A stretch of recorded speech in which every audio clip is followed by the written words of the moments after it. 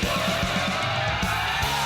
common in air quotes, infused with the scent of potpourri. The films we commit to memory.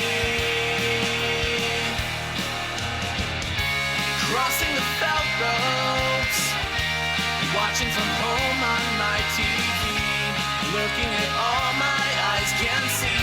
They tell me I view obsessively. Hello and welcome to The Obsessive Viewer, a weekly podcast reviewing 2 new or recent release titles every episode with an occasional free-for-all segment at the end that we call Potpourri. I'm your host, Matt Hurt, and you can find more of my work, including my written reviews, full episode show notes, and the complete backlog of our episodes and spinoff podcasts at ObsessiveViewer.com. You can also follow me on Letterboxd and other social media platforms at the username of Obsessive Viewer. And if you'd like to support us and get access to hundreds and hundreds and hundreds of exclusive episodes and recordings and podcasts, you can join our Patreon at patreon.com/obsessiveviewer. This week on Patreon, I've been kind of busy over there. So if you listened to the last episode, I turned 40 last Friday. And to celebrate that in the most Matt Hurt way possible, I recorded a 2-hour-long Patreon breakdown of all the movies that I watched in my 30s from 2016 to 2026 and shared some stats and some thoughts about it and a whole bunch of just really insane vanity crap. But that is over on Patreon. I also did immediate reaction reviews of Over Your Dead Body and Gail Daughtry and the Celebrity Sex Pass, which was one of my most anticipated comedies of the year for sure. And finally, yesterday, I finally started my Back Half Blind Spots project, where basically now that I'm 40, I'm looking back at all the movies that I never got around to seeing before my 40th birthday, or movies that I saw long enough ago that I either don't remember or didn't rate them on Letterboxd or anything. So that started. It's called the Back Half Blind Spot series. It is over on Patreon. Episode 1, I cover Cool Hand Luke and the 2018 comedy Remember the Days, and I also talk briefly about Point Break on there. So that is over on Patreon. Once again, you can sign up at patreon.com/obsessiveviewer for all of that and a bunch more content. I actually just created a new tier. So basically what it is now is like there's 3 different tiers. Everyone gets everything. Like each tier gets the same thing. It's just a choice of how much you want to spend. So there's a $5 tier, $7 tier, and a $10 tier. And you get access to everything. So check that out, patreon.com/obsessiveviewer. And if you want to support me without messing around with Patreon or just make a donation, you can buy me a coffee at buymeacoffee.com/obsessiveviewer. Okay, so later in the show, we're going to be reviewing the new Netflix rom-com Voicemails for Isabelle in a secondary review. But before that, we're going to go over some movie news and Indianapolis screenings before reviewing the latest DCU movie, Supergirl, in this week's feature review. And joining me this week is my friend and IFJA colleague, whose work can be found at MidwestFilmJournal.com, as well as in an upcoming episode of our friends Andy and Logan over at Odd Trilogies on their podcast. And he can be followed on Letterboxd at the handle of Joe R. Shearer. It's Joe Shearer. Welcome back to the show, Joe. How's it going this morning? It's going very well. I'm very happy to be back. It's been, again, a while. Like I think last time we said, oh, it's been too long. And then I just proceeded to fall off the face of the earth again for a while. Yes, you ghosted me. I've been trying to, I was leaving voicemails. And I'm just like, don't respond. Don't respond. I mean, and we'll talk about that in Voicemails for Isabelle, that, ghosting was a part of that movie. And that was what I did. It was just unknowingly in preparation for today. So you guys are all very welcome that I stayed away this long, and I'll now that I'm back, I'll make up for it. Nice. Well, it's great to have you back. I'm excited to talk to you about these 2 movies. But first, you've been, let's talk about some stuff you've done recently. So over at Midwest Film Journal, You have a review of Pitfall and Masters of the Universe, as well as Yeah. the upcoming Odd Trilogies episode that I referenced. What can you tell me about Pitfall and Masters of the Universe? I know that you're a big He-Man fan. How did Yeah. you feel about those movies? So I obviously, go read the reviews and check those Mhm. out. But yeah, I Pitfall #1 made me long for the actual Pitfall movie we've never gotten, also, which would be based on a video game, the Ah. great old Atari game Pitfall, Hmm. which also would lend itself to a movie. Why has no one picked up on that? Maybe Huh. Activision or something has some weird rights things going on, but Yeah. this movie is not that. There is some falling into holes happening in that movie, but Pitfall is a horror movie. I believe it went straight to streaming, and it's just basically your typical slasher. Randy Couture plays the slasher, the villain, but oddly, I didn't know that until the end credits rolled and Ah. I saw his name. So basically, the idea is this group of people go out into the woods, and among them is a brother and sister who have some trauma issues with their parents who died in a car crash in front of them, Oh. and so one of them then falls into a hole filled with punji sticks, if you're familiar with those. I'm familiar with those from, like, World War II and Vietnam, Ah. guerrilla warfare tactics, Mhm. where basically you dig a hole of varying sizes, and inside of that hole, you put sharpened sticks, sharpened bamboo or Oh. I don't know, whatever wood he Hmm. used, whatever was laying around, but you sharpen them so that the person who falls in the hole is injured by them but not killed. Mm. So this killer's kind of MO is he traps people in these holes, and then Mm. he's a hunter. And I think that's actually his name is the Hunter. Hmm. So anyway, it's basically a slasher. That like I said, that little trauma element adds a little something, but still is, it's still just kind of a slasher movie, and it's not particularly great or inventive, but if you're into Mhm. those things, you might enjoy it. Which, obviously I do. I'm a huge fan of stuff like Friday the 13th and Oh, Halloween, and yeah. all of the sillier the slasher, the better. Mhm. You know that obviously, but Yeah. this is sort of a middling one. But if you're a fan, especially, go check it out. Masters Nice. of the Universe, yeah, I kind of saved for last on purpose. Mhm. But I if you read my review of Masters of the Universe, I'm a little bit conflicted by it. In a lot of ways, it's kind of the realization of lifelong dreams of, 6-year-old Joey was, as I was known then, playing with He-Man figures and wanting a movie, getting Mhm. one that was just not sufficient, and then never hearing anything of it again. So, my kind of final analysis is it was fine. It had Mhm. some really good stuff, had some stuff that really made me cheer and really gave me goosebumps, other things that made me roll my eyes a little bit, but, um, oddly, and I never thought I'd say this, the best thing about that movie was Jared Leto. Oh, Uh, wow. Skeletor was spot on and captured everything I wanted Skeletor to be. He was scary and, scary and vicious, but also really insecure and at Hmm. times kind of a buffoon. And it was just pretty much a perfect portrayal of that character. And I don't really think, if you like the cartoons, which most people do, or if you Mhm. are one of those weird people that's into the more, like, you want it to be more like the comic book, which I never really read, Mhm. but I think you get a little bit of both. So yeah, there's really nothing to complain about in terms of Jared Leto, although apparently the studio didn't agree because they cut him out of all of the press tour stuff. Oh, wow. Yeah. I don't know if that was their choice or his, but Mm. he wasn't there.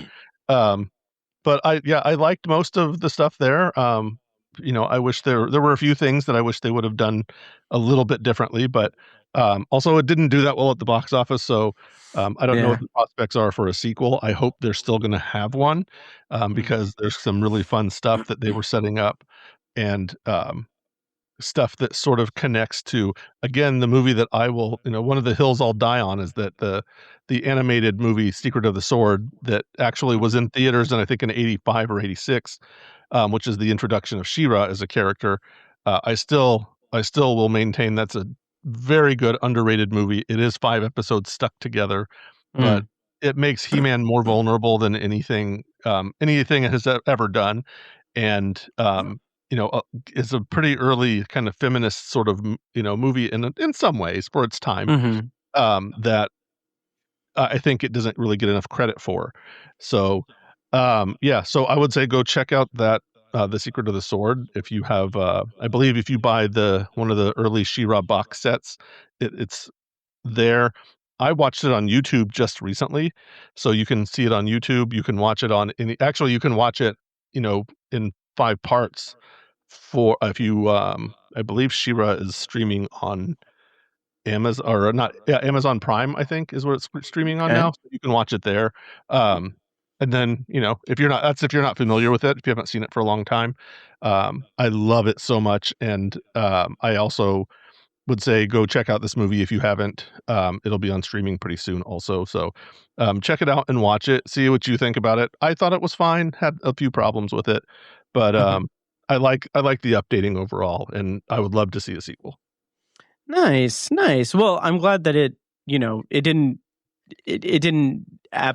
Dark Tower it for you like Right, the Dark yeah, Tower did for me. yeah, So yeah. that's good. And going back to Pitfall, I wanted to make this really dumb joke, but basically, I'm glad that you explained what punji sticks are, because I honestly I didn't know what they were when you said it. I kind of thought that it was the thing that I did in the bathroom earlier today. Um, dropped off some punji sticks. Yeah, Um, yeah, yeah, but Well, also, I did about 150% more explanation as to what those sticks were than the movie did, so oh, I okay. I actually knew the name just because I happened to have gone to a war museum at some point Uh, in my life, and those were kind of a terrifying thought that, you're walking yeah. through the woods or through the forest, and suddenly you're falling and stabbed with something.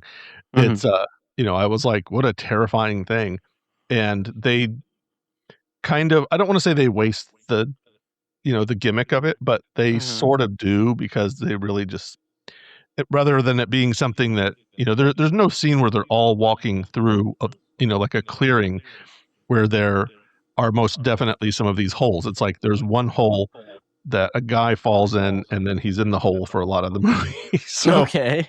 it's like that's kind of the extent of it. It would have been more fun if they had found more inventive ways of bringing it into the story, but Mhm. but they were a little more focused on the drama part, I think, which is Okay. fine if you do a Yeah. good job on it, and they did sort of a passable job on that, that little family dynamic, but, Nice.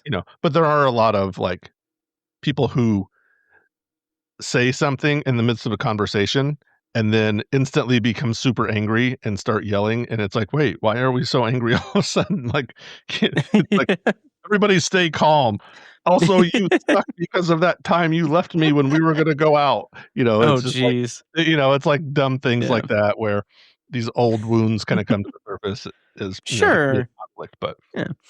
God, yeah. who put a punji stick up that guy's ass? Right, Um, really. There you go. That's a good um, one. well, you can find Joe's work at MidwestFilmJournal.com and over at Odd Trilogies, where he's going to be making an appearance later this month. I will also be on Odd Trilogies, I think next week, actually. Oh, Talking about the rise of Nolan. So I was on there to review Following, Insomnia, and Memento.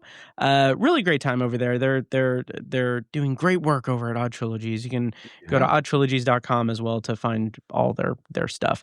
Yeah. Um, We talked a yeah, little bit of Nolan too while we were there. nice. I don't know if I wanna tell the movies we covered yet. It's a little far out. I'm Hmm. not sure if they're publicized it, but we talk Yeah. about a Nolan movie. One of our 3 is Hmm. a Nolan film.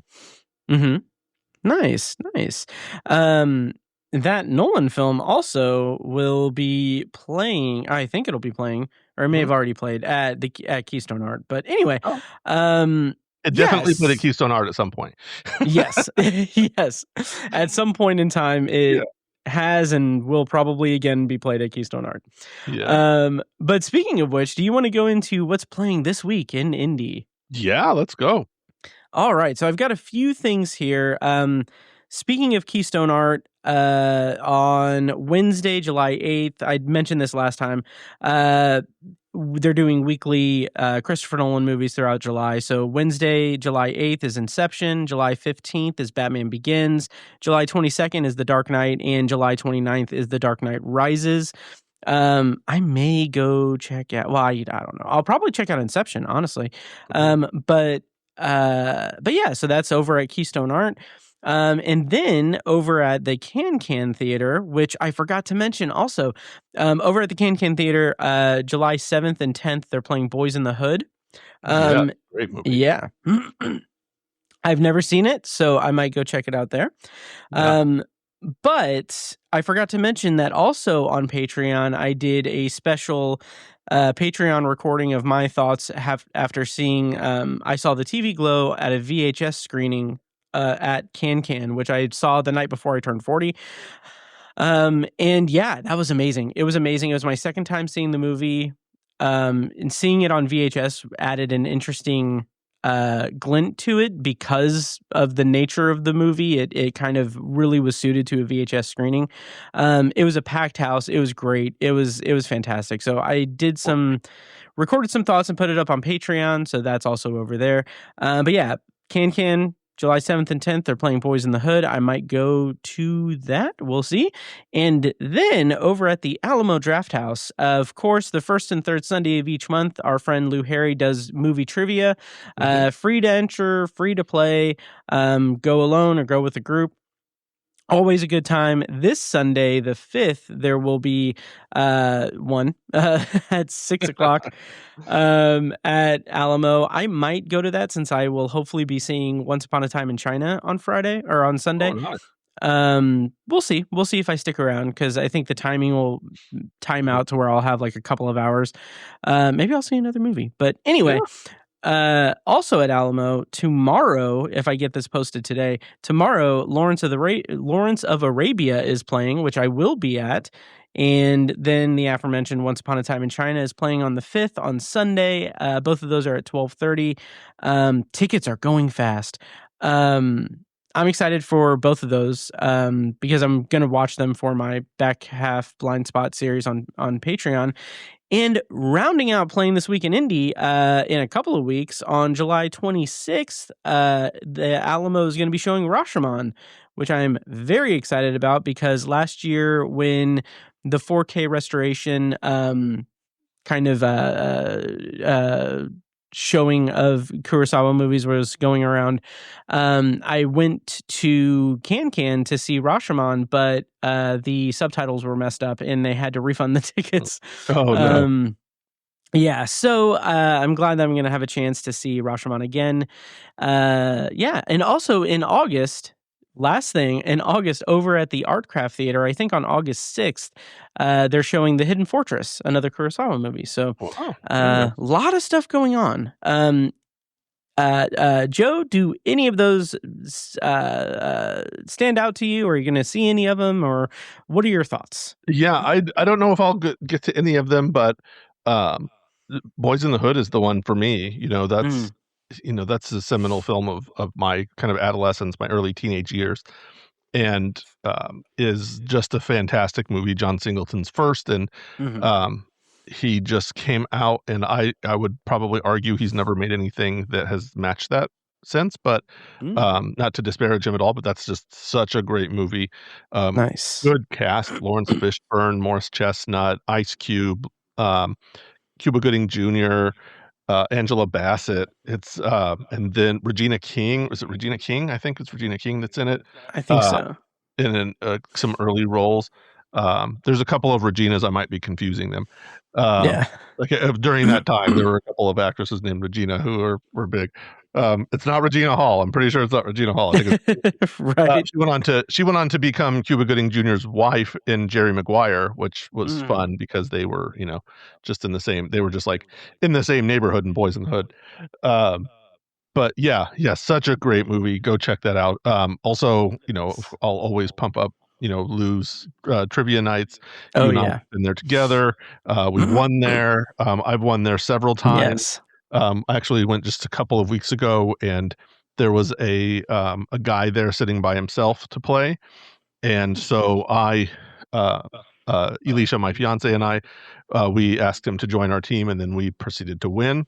Nice. Probably would not have won if not for him, because there were a few that he got that I didn't know, and ended up being pretty close. So Nice. he gives out some prizes. So Mhm. if you are over by the Alamo Draft House, go check that out for sure. Check Mhm. out one of these screenings, and then come back and see do loose trivia. So Oh, yeah. it's a really good time. It's pretty accessible. There's some what I'd call like higher level, questions, but there's a lot of questions that, a normal average moviegoer should be able to get to. So Oh, absolutely. It's such a good mix of that. Yeah. yeah, and he's a Yeah. really good host as far as, Mhm. like, he's not catering to trivia experts, not like our friend Nick Rogers, Right. who Mhm. I'm sure we've, had discussions about his recent experiences, Oh, yes. with trivia, sort of trivia-themed things that he's done, um, Pop Culture Jeopardy, but, Mhm. yeah, it's not, like, super hardcore stuff like that, although there's a little bit of things that are more challenging, but, Oh, yeah. but if you're a movie buff, you'll probably not be shut out, Yeah. Alicia, my fiance, she over and over every time we go, she's like, I'm no good. I can't help. I'm not helping with anything." And then she proceeds to pop off, 6 or 7 Mhm. answers herself. So, Oh, uh, yeah. yeah, it's a fun time, and, Lou's great, and, Mhm. uh, the Alamo Drafthouse is a great venue, so Oh, go check yeah. that out, especially if you've not been there. Mhm. It's, the dinner and a movie theme, and, we've had a couple of those, but I dare say this is the best one we've had. Mhm. Um, and, I mean, Flix does okay too currently, Yeah. but, I don't know if anywhere else does it. Can doesn't do well, Can Can doesn't, they're more of a has a bar. restaurant. Yeah, Yeah. they do have, like, a bar and, I think now it's a pizza place, but, Mhm. they don't let any of that food into the theaters, so, Okay, yeah, so this yeah. this is more of the Studio Movie Grill a few years back had the same thing. I don't know why I'm going into this. If you're listening to this podcast, you should know about Alamo Drafthouse by now, but, it's fun. It's a good time, Oh, yeah. and if you win at trivia, Lou will give you, something free there, most likely. I've got Mhm. a lot of free passes into things because I won the trivia, so, Yeah. um yeah, so, I'm almost at the stage of the game where I will say, if we do win, I'll probably just, like, give the passes on to somebody else because, Nice. you know but I wanna make sure I have a set of passes anyway all the time. So Oh, absolutely, come absolutely. beat me, but also I'll mercy rule you. Exactly. I still have my pass from when we won in January, and I Oh, might yeah. use that to see Once Upon a Time in China. But yeah, it's such a great time. Highly recommend it. That's at the Alamo Drafthouse, the first and third Sunday of each month, including this upcoming Sunday. Yep, So after you've blown off some limbs with fireworks, go do movie trivia yep, at Alamo. yeah. Yeah. Just So Joe, make before sure you have your tourniquets on or have exactly. gotten your stitches by then because they don't like blood on the floor. Oh yeah. Oh yeah. Like instead of mask up, like tourniquet up. Yes. Yeah. So Joe, before we get to our reviews tonight or this morning because we're recording early, Mhm. um, would you like to go over some news before the reviews? Let's go over the news. All right. So I really only have two things. One being the news that broke a week or so ago. Christopher Nolan's The Odyssey is going to skip social media influencer screenings. And I wanted to bring this up because I have like this, and I feel like it's a sentiment that a lot of people in our circle kind of share. Yeah. I have this just like this feeling like influencers, I don't like them. Mhm. I don't like the idea of just like I think that there is this misconception among the internet that like I saw there was a post about this that talked about how it was a terrible thing because influencers are the ones that you can trust because they're going to share their exact opinion because they're not real critics. They're free to say anything, and critics are the ones that are paid off and everything. And like I still don't know if that was satire because it is so dumb, but Yeah. the reality is the influencers are the ones who are getting the benefits of getting to go to these screenings and to like premieres and stuff with the sole intention that they will post about the movie on social media and influence their viewers to see the movie. Like, Mhm. by its definition, that is not an objective review of a movie. That is them. Right. That's a marketing tactic, which Huh.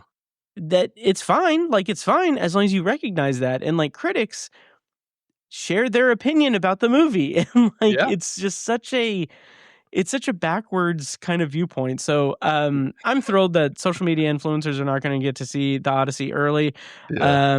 out of just like my very childish sort of Mhm. viewpoint of them. What do you make of this news, Joe? Yeah, it's silly, and what a just, like, completely misguided viewpoint to have, it's like, Mhm. I've been doing this since 2004, and Mhm. I have never done it what I would call full-time, where it was my full-time job, but I did it, weekly for a major publication for 4.5 years. I owned my own website for more than a decade. I, have written for other outlets. I've done interviews. I've done the whole thing. And I can say without a doubt, I have never been paid to give any kind of a review. I know that that exists. I Mhm. know that that's out there, but Yeah. I've never been paid by a studio to produce movie reviews. Mhm. And as a matter of fact, back in the day, I had to decline opportunities to attend junkets where they Mhm. were flying you places and putting you up, which is its own form of bribery, Mhm. on the part of studios trying to butter you up and make you, giving you these fun, lavish trips and stuff. But yeah, that's kind of what influencers do is that Yeah. they get that stuff, and, I very rarely seen an influencer come out and go, "Oh, that movie's terrible." It's always, Right. "Oh, Oh yeah, like, yeah. this is just" yeah, they're hype men, they're not even really critics, so and that's not to disparage them, like, whatever, if you get money for that, good for you, but, Yeah. uh, that's your choice, and that but, yeah, it's funny to see that griping and complaining, from people and them trying to say that critics aren't, you know, the thing, but it's Right. weird anyway because that line is blurring kind of more and more every day anyway. Yeah. We're not we're most of us do not even get paid at all for doing this kind of stuff, and Right. y and if we do, it's kind of our own hustle. It's Patreon Mhm. or, Yep. it's you're monetizing it in some way like that, but no one is giving you a paycheck even for writing and or, in our case, recording, sharing Mhm. your thoughts on a movie. That's not been really a thing for the last 15 years or so now, but Yeah. unfortunately, because I would still love to do it, but, Mhm. um, yeah, it's just like I think when you go to critics, you should be at least a little more, c confident that what you're getting is an actual opinion and not, the result of, studios buttering you up, sweetening you up a little bit, so Yeah. it's silly. It That's what a absolutely silly take is. to have. And that's something that I can't really wrap my head around is just this idea that I mean, the idea that critics are paid off or whatever, like that's just stupid conspiracy theory things. It goes to the thing that's been going around the internet that I have seen where it's everything is a conspiracy if you don't understand how anything works. Yeah. It's kind of that kind of ethos, but like when it comes to social media influencers versus like critics, not that it's like an either or thing, but there has to be like you have to have just a modicum of like media literacy to realize that Mhm. that that it is like you said, they're hype men. Like Yeah. influencers are hype men, and it is there is a gray area there that it's becoming like as social media and everything is always becoming more and more prevalent and the point of access for content creation in terms of having like equipment that's very budget friendly, like that makes it a lot more ubiquitous and a lot more prevalent on the internet and everything. So there is like this middle ground or whatever. But what I can't wrap my head around is people thinking that like, oh, if a critic doesn't like a movie, it's because they're paid off, or if they like a movie, it's that I didn't like, that means that they're influenced by something else. It's like, no, it's just people sharing their opinions about something. And the reason that people go to critics for those things are because critics make that their personality, but also it makes it like it's their passion. It's like we talk about movies because we love movies and because we really have a respect for the medium and everything. So like if you go to a critic, and like you're not going to a critic to reinforce your feelings about a movie or to understand why you feel about a movie. You're going to a critic because you want to know what that critic thinks about a movie. And it's asinine to think that like, oh, okay, well, we got to go to the State Museum to see the Odyssey, so we're going to give it 10 stars or 5 stars or whatever. It's like, no, that's never the case. Yeah. Yeah, it's yeah, the old missive my first editor actually gave me about a critic was because someone wrote in and said that my reviews were dumb and that I was dumb and that they needed to fire me and bring them on as the movie critic for the magazine. And he laughed and laughed at that and the email and said, it's not the critic's job to agree with everybody or to like you said, to reinforce that you liked a movie. You're supposed to have a relationship with a critic. Ideally, you would read their reviews or watch their reviews, listen to their reviews on a regular basis, and you can form an opinion as to whether you want to see a movie based on that. Yeah. But because they pan a movie doesn't mean that you have to not like it. You should be able to go and form your own opinion. And there's a point where you can read a critic and say, yeah, he didn't like that. I probably will like it, and then go see it yourself. You can overlap in some ways and not in others. It's funny how people will go and we here in Indianapolis we still have a local sports columnist, and I read him sometimes, but the thing I mostly read are the comments where people are just like, oh, there he is being stupid, having a stupid take on something, and it's like because it doesn't overlap with yours doesn't make it stupid. I mean, he still is relatively reasoned, most of the time. So it's like, but if you don't agree with it, fine, but you keep reading. That's the most important part. So, people who want to come and read and, and trash our opinion, that's fine. Go ahead. Just keep reading or listening or watching. And, you can think we're dumb all you want, but if you're watching us, we're getting the thing we need to get. So yes, which is validation from strangers on the internet. Right. Yeah. Yeah. Whether you, random person listening to this, agrees with me, that's what I'm really concerned with, is whether you think that my opinion is the correct opinion to have. So, yeah. Yeah. And really... and not to get too deep in the weeds with this, but like this kind of goes back to something that our friend Evan brings up a lot, is this idea that people are more willing to watch a 2-hour YouTube video breaking down something rather than watch the thing and form their own opinion about it. Like, that is such a bleak reality we live in. Yeah. Really. Yeah. And I remember watching, sorry, I'm going to be old now. I remember playing video games when I was a kid. And, your friend comes and they're taking up the game and they're playing an old 2-player game one at a time. And you're waiting for your turn, or, your brother or sister or whatever is playing the game and you're waiting for your turn and you're just like, will you just die already so I can play? That version of me would have thought someone watching a video of someone giving commentary while they play a video game is just the worst thing I can think of in my life. It's like, but people do that. And I get in this day and age, there's walkthroughs and, I would have loved to have had those kinds of things. We did have those things in, a magazine called Nintendo Power, but,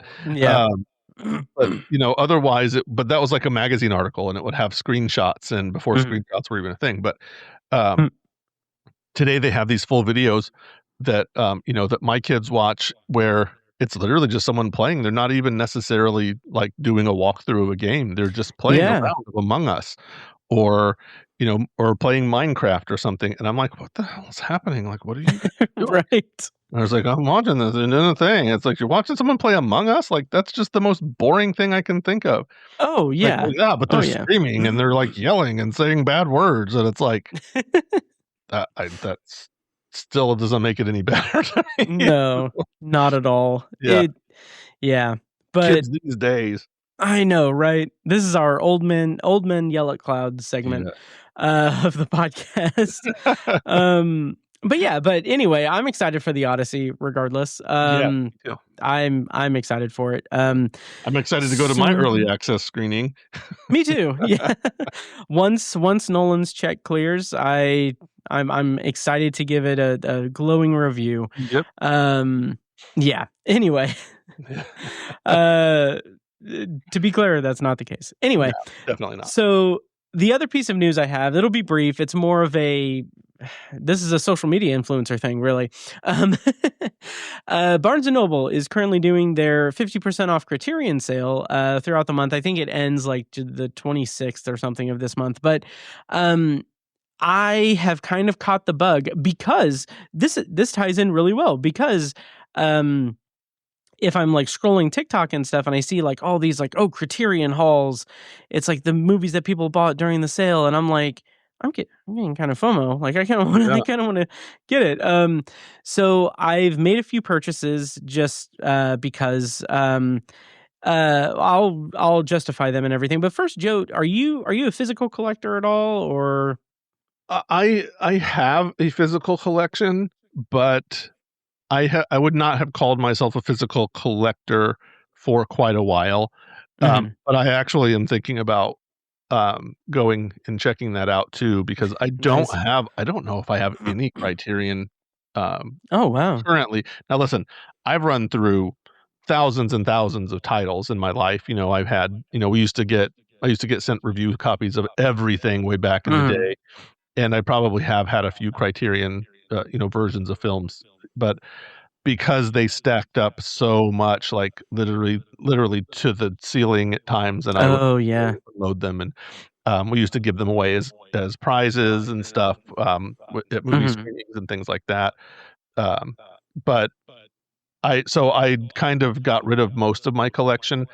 I oddly, until very recently, had most of my year-end screeners that they used to give out a lot more physical copies, and I had hundreds and hundreds of those that I just recently kind of pared down. That's technically against the rules, but I don't think anybody cares at this point.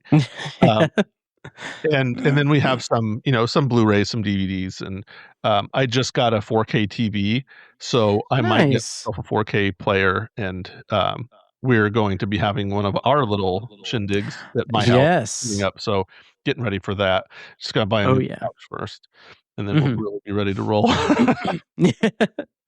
Looking forward to that. And yeah, it's funny you say that about 4K, because I do not have a 4K TV yet. I plan to get one at some point in the relatively near future, but I do have a PS5 which does play 4K Blu-ray, so like I'm set there. I just need the TV. So with that caveat, the purchases I made were I did 2 upgrades, because I have I posted this on Instagram and everything, but basically, and I'll show it for the videos, for the video viewers. So I bought 7 Samurai on 4K, which is, of course, my all-time favorite movie. Just hands down. I now own 3 copies of this damn thing.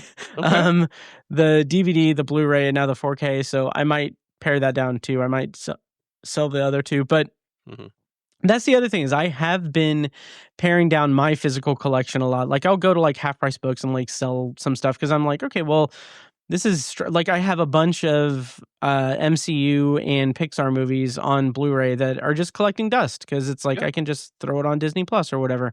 Right. Plus, I have digital collection on Vudu or Fandango at home, so I will go and sell off things, and like some of those are Criterion boxes, like Criterion editions that I've sold. Now I'm thinking like, man, I'm kind of getting the bug to get Criterion, so I might like go buy back like The Great Escape or something from Half Price Books, my copy of it. But anyway, I got Seven Samurai, and then I also upgraded to the 4K of Stray Dog, which is post-war Kurosawa noir. With Toshiro Mifune and Takashi Shimura. One of my favorite Kurosawa movies, honestly. And I was excited because like these 4Ks are 4K plus Blu-ray. So like there is Blu-ray in there. But I'm excited because I previously only had the DVD version of Stray Dog. Yeah, and then the other two that I got, which is this is just my unboxing haul, basically. The other two that I got are two movies that I'm gonna do for my back half blind spots series on Patreon in a couple of weeks. But the first one is Peter Bogdanovich's debut Targets with Boris Karloff. Wow. Yeah, I watched that last night. I'd never heard of it. Yeah. And like I watched it and it's really, really good. It's such an interesting mix of like Boris Karloff plays this aging horror icon, much like, Boris Karloff. Sure. And he is retiring from the business, and there's a parallel sort of story that is being followed with this completely unconnected guy who's this deeply disturbed guy who's buying up guns, and he's planning this mass shooting. And the way that converges is so like there's a lot that this movie's saying that is just really fascinating to me. I really liked it. So yeah, so I'm going to talk about that on Patreon in the coming weeks. And the final thing that I got was the 4K edition of William Friedkin's Sorcerer. Oh, nice. Yes, I have not seen this. I love The Wages of Fear, so I've been very excited to see William Friedkin's kind of take on that story. And like the thing, like watching all the TikToks and social media posts of people like doing their haul like I just did. I keep imagining like, what if I did that, but I did like a goofy version of it where it's like, yeah, okay, this is Target. This is Targets because I really love those kind of department store stories. And like Sorcerer, like, oh yeah, Doctor Strange is like my favorite Avenger, so I'm excited for anything with sorcerers in it. All right. So yeah, so that's my Criterion haul. My plan is to hopefully get Mean Streets and Raging Bull soon, both of which I have not seen, so that's another thing for like Patreon. Very nice.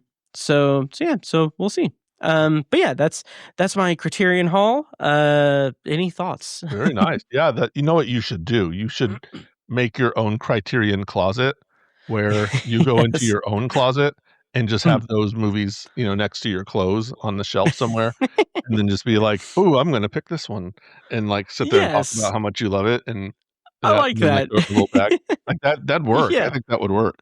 Oh yeah. That would be nice. That would be good.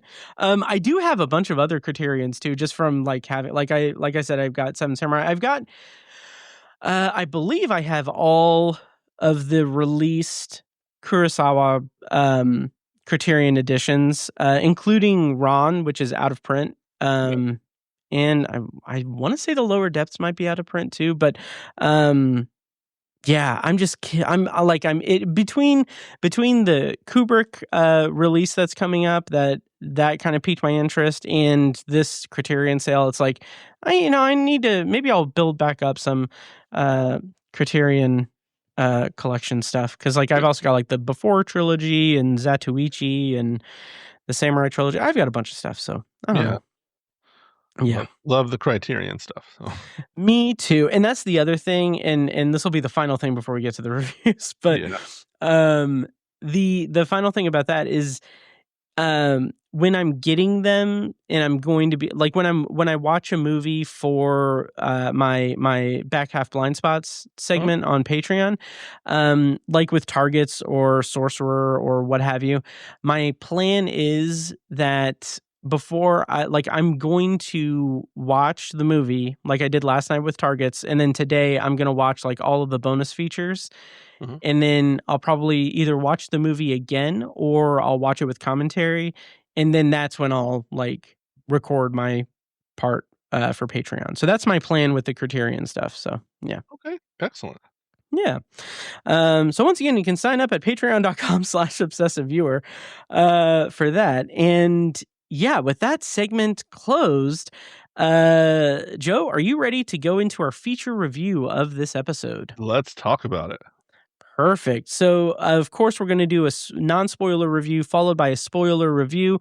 When we switch to spoilers, I'll play a little bumper music there, and then we'll go into spoilers. If you want to navigate around that, check the show notes for timestamps. Those timestamps and show notes are also available at obsessiveviewer.com/OV510. And for our feature review today, we're going to be talking about Supergirl, which was released in theaters on my birthday, June 26, 2026, and it is currently playing in theaters still.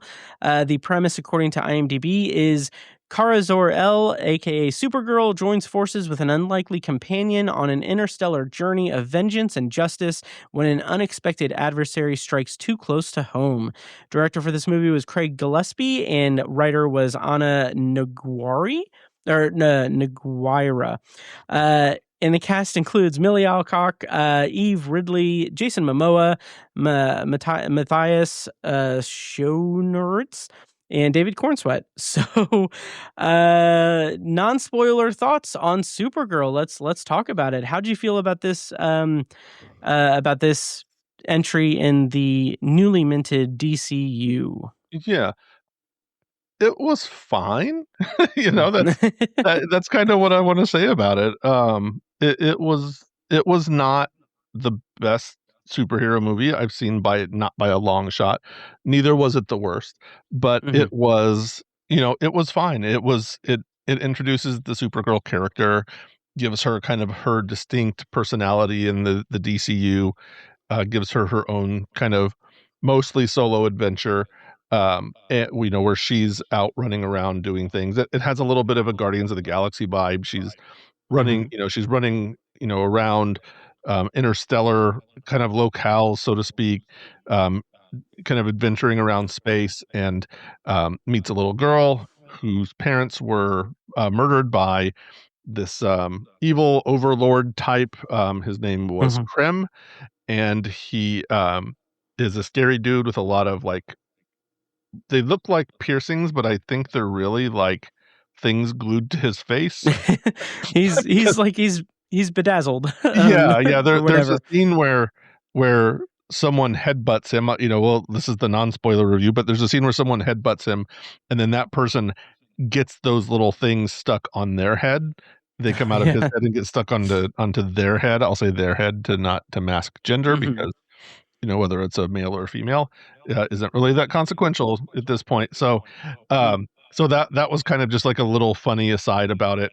But yeah, so this little girl who appears to be, I don't know, 12, is bent on killing this man who is obviously a psychopathic killer, who is a grown ass man, and probably super powered himself. He is at least capable of fighting Supergirl in a way. So that's that's kind of your baseline. He's much more powerful than your average little girl, who would come and kill him with a sword. And so she so Supergirl, of course, encounters this girl and then kind of helps her along on this journey. And there's a little bit of a Batman Forever vibe there, where she is Supergirl is Batman to Ruthie's Robin, who is bent on getting bloody revenge for the death of her parents in this case. And Supergirl is the one running around going, vengeance won't heal your soul, it will only make things worse. And she's like, I don't care, I'm gonna see this dude stabbed. So and of course along the way there's a lot of various misadventures, a couple of fun characters, one very kind of hotly anticipated character that I'm sure we're going to talk about in a minute. But the biggest takeaway I have from this, the biggest observation I have from this movie, is that they have those all in the movie theater world now, these popcorn buckets and collector's cups and things are like all the rage. The Supergirl cup is very weird, because if you turn it a certain direction, it looks like a penis, because It does. it's basically like the look of it is like the Supergirl, like it's her uniform, but she's wearing like this trench coat with a weird like bunchy hood in the back, and so it looks pretty lewd when you look at it a certain way. The biggest thing I noticed was she never wears that outfit in through the whole movie. She wears that jacket, she wears the Supergirl suit, but she never wears them together. And Huh. it's just such the weirdest thing where it's like it's ostensibly then based on the poster art, which if you look at the the promo art for it, you'll see her wearing the jacket with the suit. She doesn't do it in the movie, so it was like, what a weird like silly thing that you created with the cup for something that really doesn't even happen in the movie. I'm curious if that. I mean, I assume that it's probably all done at the same, like the marketing was done at the same time, and they probably developed it like in tandem with the posters stuff. But like, it also makes me question. I wonder if there's a lot that's cut out of the movie, because this is a sub 2-hour movie. This is like an hour and 48 minutes, which I count as kind of a relief. Like, one of the things that I also thought the movie was fine. Nothing really to write home about or anything, but the things that I did appreciate about this movie were the standalone aspects of it. So like, it's not over encumbered with a bunch of mythology and lore that's setting up like some big thing in the DCU. Like, it's not anything like big like that. It's a pretty contained story. It focuses on the character of Supergirl and of Eve Ridley's character, Ruthie. It tells that character story with them, and there's no post-credit scene, there's no mid-credit scene, there's not even mid-credits. It's just, it goes right into the like regular credits. And I was really relieved by that, because it's the era that we're in now, like, and we've been in for like 2 decades now at this point, of this shared universe thing. Like, I'm really relieved that what they're doing at DC is apparently like they're doing this focused thing where we're not going to have like everything leading up to one big Justice League movie or anything. It's all like these things, like they're informing each other. Like, obviously David Cornsweet pops up in this movie in a few scenes as Superman, but it is tied obviously to the plot of this movie and the character arc for Supergirl. So I really liked that about it.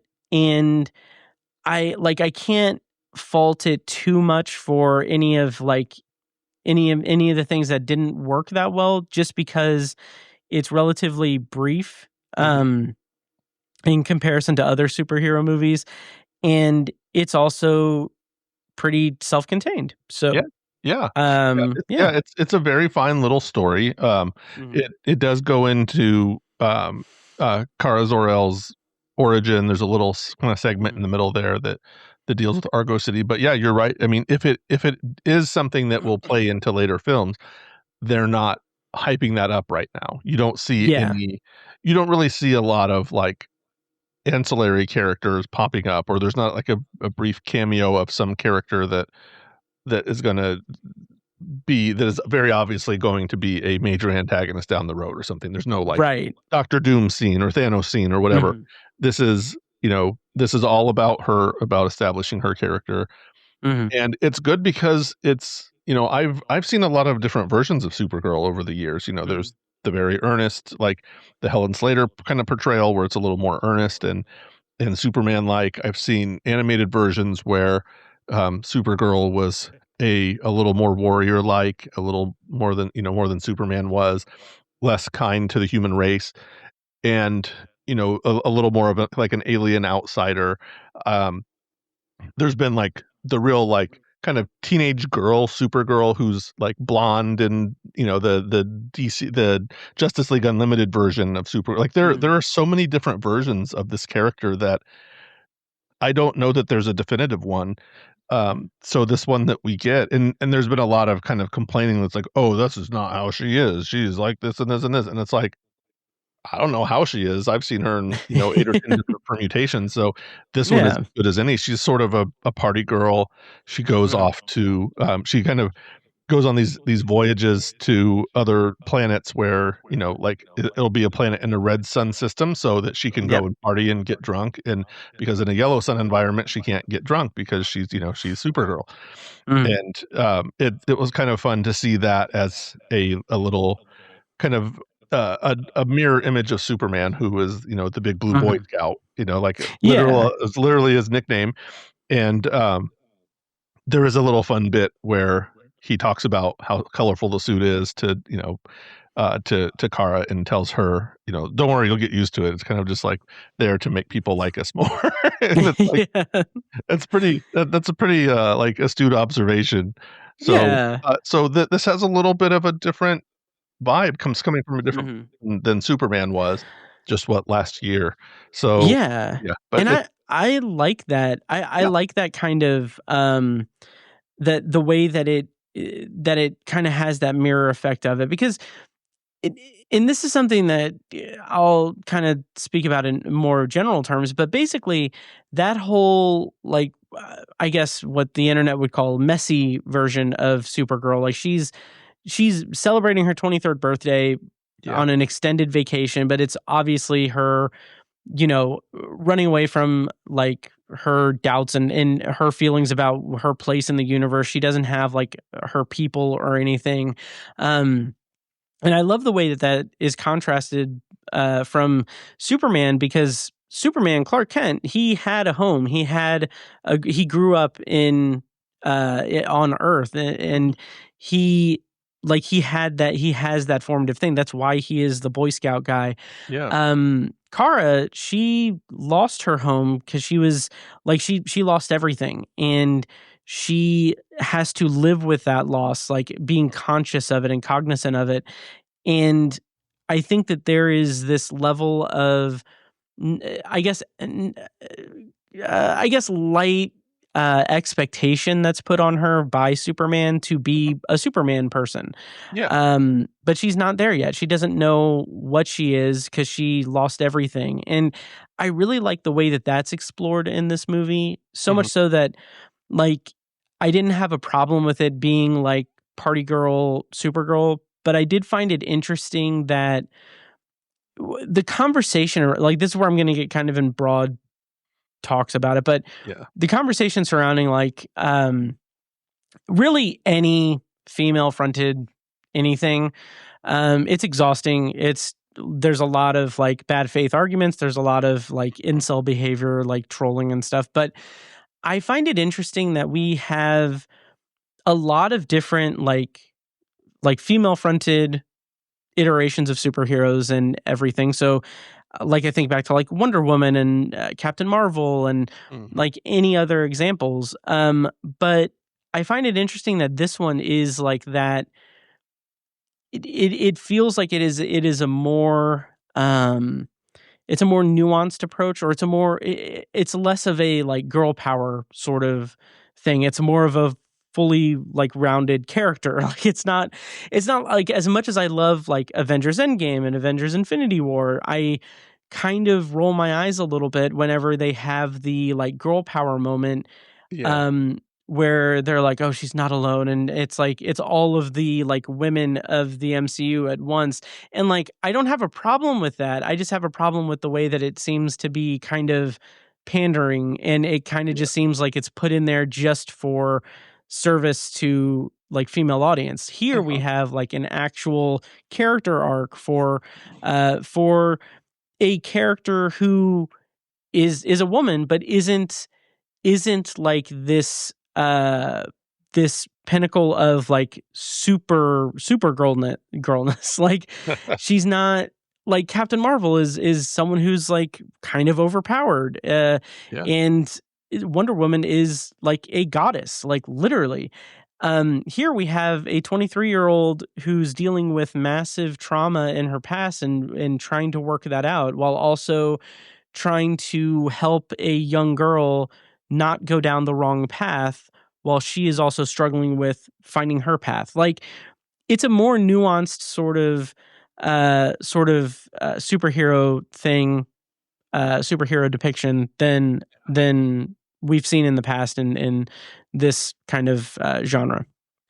Yeah, yeah, I mean, I agree with that, and I think that, that approach, especially that relationship between Kara and Ruthie is really it starts off fast, and and it's your typical, like, "Leave me alone, kid, I'm busy," kind of relationship that grows into, a deeper caring relationship, but essentially Supergirl's main arc, and I wrote this actually in my Letterboxd review, which is very short, just a couple paragraphs, but Mm, I think her main thrust is it's not getting revenge, it's not taking care of her dog who, is the kind of the main plot point that Crypto mm, has been poisoned by this guy, and he has the antidote, and she has a certain amount of time to get it back.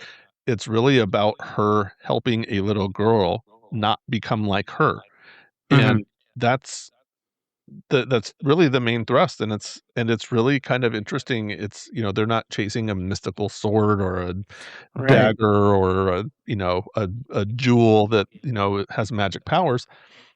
It's just a very simple, you know, I wanna make this girl be a little more okay than she is, and that's Mhm, really fun and refreshing, I think, um, and along the way, you just get to see some fun, um like I said, kinda like Guardians of the Galaxy, Star Wars kind mhm. of environments, like an interstellar Greyhound bus basically where Yeah. they're on this essentially a bus going from one planet to another, and, you get to see all these, like, strange characters and, people who could pop up in other movies, or at least Mhm, races, species that could pop into another movie sometime. But it's fun. That's in that so in that sense, it's its own little world building thing, but mhm, it's not super, um, self-conscious about it. It's not like, "Oh, mhm. look, you're of this race, and, you're gonna pop up later on." It's not like, and it's not I don't think it's either a Star Wars thing where it's like, "Oh, look, here's somebody with a weird head or a weird face or something, and they're called this, like, very weird thing." You just see a lot of different species there, and you don't get weird information about them that you don't really Yeah, need because a screenwriter or a team of screenwriters sat in a room and was like, "We have to develop backstories for all these people." right. That is something that I love, by the way, as a longtime Star Trek fan, but Mm, I don't need it in every bit of everything that I get, and I think it's yeah. very fine that we don't have that. That can also be built later. It is the Mhm, screenwriter's job to do that stuff and let it stay in the background when necessary and not let it come out unless it needs to, and yeah. so hopefully we'll get that, and maybe at some point we'll Mhm, get some more information on some of these people and not just have, "Here's a new race for the sake of having a new race," and yeah. yeah, but, Oh, yeah. yeah, but it's fun. It adheres mostly, I Mhm, think, to the Superman rules. Um, mhm. I've actually seen a couple of things maybe we'll get into in spoilers, as far as people's gripes there. People are perceiving a certain plot hole that doesn't exist. Uh, Oh. I'm almost certain we'll talk about it during the spoiler part, but yeah, this is just a very fine, middle of the road, 3-star kinda movie. So, Yeah. that's kinda how I feel about it. Millie Alcock does S fine. She does a Oh, yeah. she plays this role very well. She gives Supergirl a good look for, it's, um, a kind of a good visual style, if you wanna call it that. Mhm. Like I said, the party girl routine, her hair is kind of messy a lot. She's not Yeah. perfectly kempt. Her suit is not particularly revealing or anything. Mhm. So it's just like you get to focus on just who she is, what she's doing, and kind of her general arc, and you don't have to worry about a whole lot of other stuff. So that's Exactly. yeah, it's like, why not? And, like oh, yeah, and, like, the whole and, like, this is an easy thing to point out, but, like, there's no romantic subplot, there's no, like, Yeah, romantic interest or anything, like, it is solely her story and Ruthie's story, and it's not muddled with anything, which is why I bring up, like, the MCU thing with the kind of, like, she's not alone kind of, mhm, like, girl power moment, because that feels like it is in those movies, it feels like it's something that's put in there just to check a box, yeah, and there's nothing in this movie that really feels like it's checking any boxes, whether it be for world building for the shared universe or like getting the interests of any like demographic or anything. It's just it's a very self-contained and straightforward story in that respect. And it's interesting because, like, I also, like I said, I also thought this movie was fine. I ended up rating it 3.5 stars on Letterboxd, and it's fine. It's perfectly fine. I feel like it exists in this middle ground between like Superman, which I loved Superman. I thought that was great. And it exists between that and like the old DCEU, which was mostly garbage. Like there's this middle ground here where this is like, this isn't breaking any new ground. This isn't doing anything too like radical or anything, but it is an enjoyable time. It's an enjoyable story, and the performances are all across the board pretty good, and the action is pretty good too. So yeah. And I think in terms of just enjoyability, I think it's probably more enjoyable than most anything in the DCEU. Not called Harley Quinn, you know, as far as an individual character goes, or, you know, an individual arc. Like she had fun more than most of people, you know, most of the people. Superman was not having that much fun. Batman sure as hell wasn't having that much fun in that whole thing. You know, it's like, I mean, I guess Aquaman kind of did. He was a little more yahoo, you know, yeehaw kind of, you know, but speaking of someone who's in this movie. Do we want to talk about that in non-spoilers, or? I mean, it's he's on the posters, right? I mean, he's so it's not in the marketing and everything. But what did you think of Jason Momoa as Lobo? You know, I was oddly kind of underwhelmed with him, and I think most of it was scripting. It's and it's fine, but you know, I don't think he was bad, and he was for a decade plus. I mean, honestly, since he got cast as Aquaman, everyone was like, why isn't he just Lobo? He should be Lobo. And he's going to be amazing. And then there was kind of this groundswell of support for, you know, Jason Momoa as Lobo. And then he gets it, but then he just kind of like pops into this film, you know, like throws a cigar in his mouth and, you know, kills a bunch of people, rides around. We just don't see him do that much. And I think that's fine. Maybe he pops up later and is more of an actual villain. He was certainly an in-betweener here. He fights on Supergirl's side most of the time. Maybe that's a bit of a spoiler, but he's not, you know, he's not much of an antagonist. He's more of a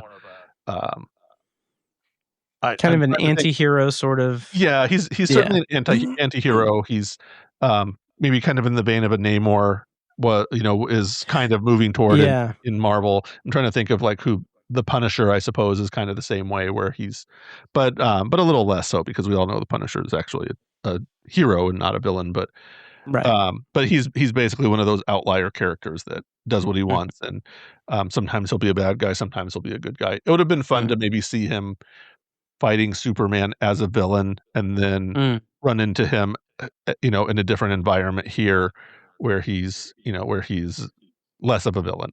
But you know, we got what we got, and he's very fine. I think you know, I'm certain he'll be in future films playing this character, and will have a lot more to do. He'll probably get his own movie at some point. You know, it's it kind of seems like something they'd want to do. But but he just was around, kind of gave a normal Jason Momoa performance. And it's funny because I was saying, you know, he was recently in the Minecraft movie, and when he showed up in that, I was like, oh god, Jason Momoa is going to be stupid, and you know, he's going to be, you know, dude bro and with a heart of gold, and he was that. But damn it, if I couldn't help but like him in that. He has such a likable presence to him that even if he's playing like someone who's like he's kind of being typecast as a little bit, like he's still enjoyable. And that's like, you're right that he obviously Lobo will likely be in other DCU movies and everything, but it doesn't feel like this is a stepping stone toward that. This isn't like the introduction of Lobo and he's going to be like a big figurehead there. He's just like very contained to the story. He's relevant to the story.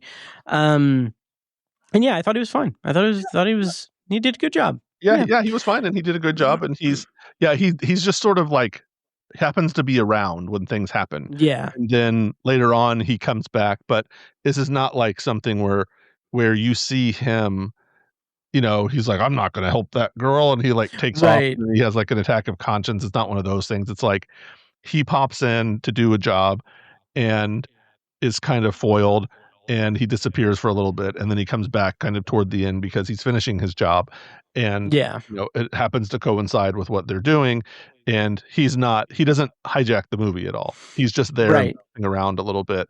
But this is very clearly, Kara Zor-El's movie and Ruthie's movie also, but yeah, he's there and does a fine job and kind of gets the hell out. It's kind of nice. Yeah. Yeah. Oh, absolutely. And with that, should we go into spoilers for Yeah. Supergirl, Joe? All right. Before we actually get to spoilers, I do want to say an anecdote that I thought was kind of funny. Like, there is this trend on TikTok and social media that it's a play on like the performative male. So like there's like bits where people will do like like a man standing like grimacing and like with anger, and being like the caption will be like, me when I think about how unfair it is that women have periods. And so like it's this like parody of like allyship and everything, but Yeah. there's been a trend where people are like, where it's like, what did you think of Supergirl? And the response is, you have to be more specific. There's 4.1 billion of them.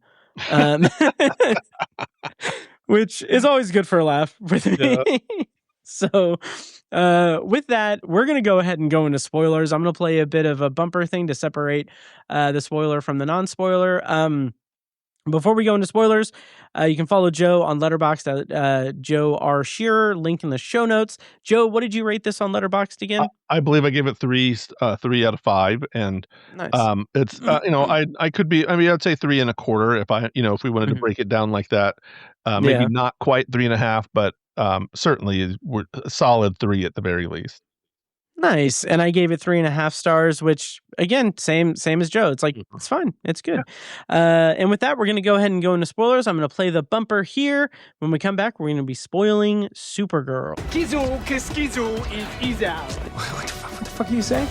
I stepped into a private trap back there. Clever girl. Do you want to take a leap of faith? I'm afraid I can't do that. That was longer than a heartbeat. Yeah, say that again. That was longer than a heartbeat. Hey, tell me about it. That was longer than... Okay, we get the point. All right, and spoilers on for Supergirl. Once again, it's in theaters now. Where should we begin with spoilers, Joe? Yeah, Crypto doesn't die. Right. Yes, the dog does not die, thankfully. Yeah. I will say, I was kind of like, I know that a big part of the plot is Crypto's in danger and she needs to get the antidote and everything. Yeah. I wanted more Crypto in the movie. Yeah, we got surprisingly little. Yeah. Yeah, which I understand. Like, I mean, he would have probably pulled focus from Supergirl and Ruthie and that story, but he was so prominent in Superman that I love the little guy. Yeah. So. Yeah, he's a lot of fun, but and this is where that perceived plot hole comes in. Oh, okay. I've had and actually my stepson said it himself, which I excuse because he's 10 years old. But but I've also seen adults repeating this in comments on different social channels where they were like, "Well, Supergirl got shot with the same dart, and then she just went into the sun and healed herself." And I was like, the Krem very clearly, he shoots her with these darts and then tells her, "These are new darts. These have kryptonite in them." Yeah. And you see then the green substance in her bloodstream that comes in through these darts, and it's like that's different than what Crypto got shot with, where there was a blue liquid of the blue toxin of some sort. And they very clearly spell this out. All you got to do is like listen to people speak in this movie, and you can kind of determine that. So the veterinarian or whatever that Kara takes Crypto to, it says this is a toxin that will kill him. The only way you can cure it is to give him this antidote. and that I don't think that's going to change as you take him to Yellow Sun. Yeah. Like all you got to do is say that. All you got to do is say the words. It's like saying earmuffs. It's like doing earmuffs. If you say earmuffs, you can say whatever you want. You can also like excuse certain things through dialogue. This is how why we have it. Yes. Make things clear. I didn't know that was a thing going on, like an argument going on, and that just it makes me sad. Yeah. Because it is. So Slayer actually said to us at the end, he was like, "Well, why?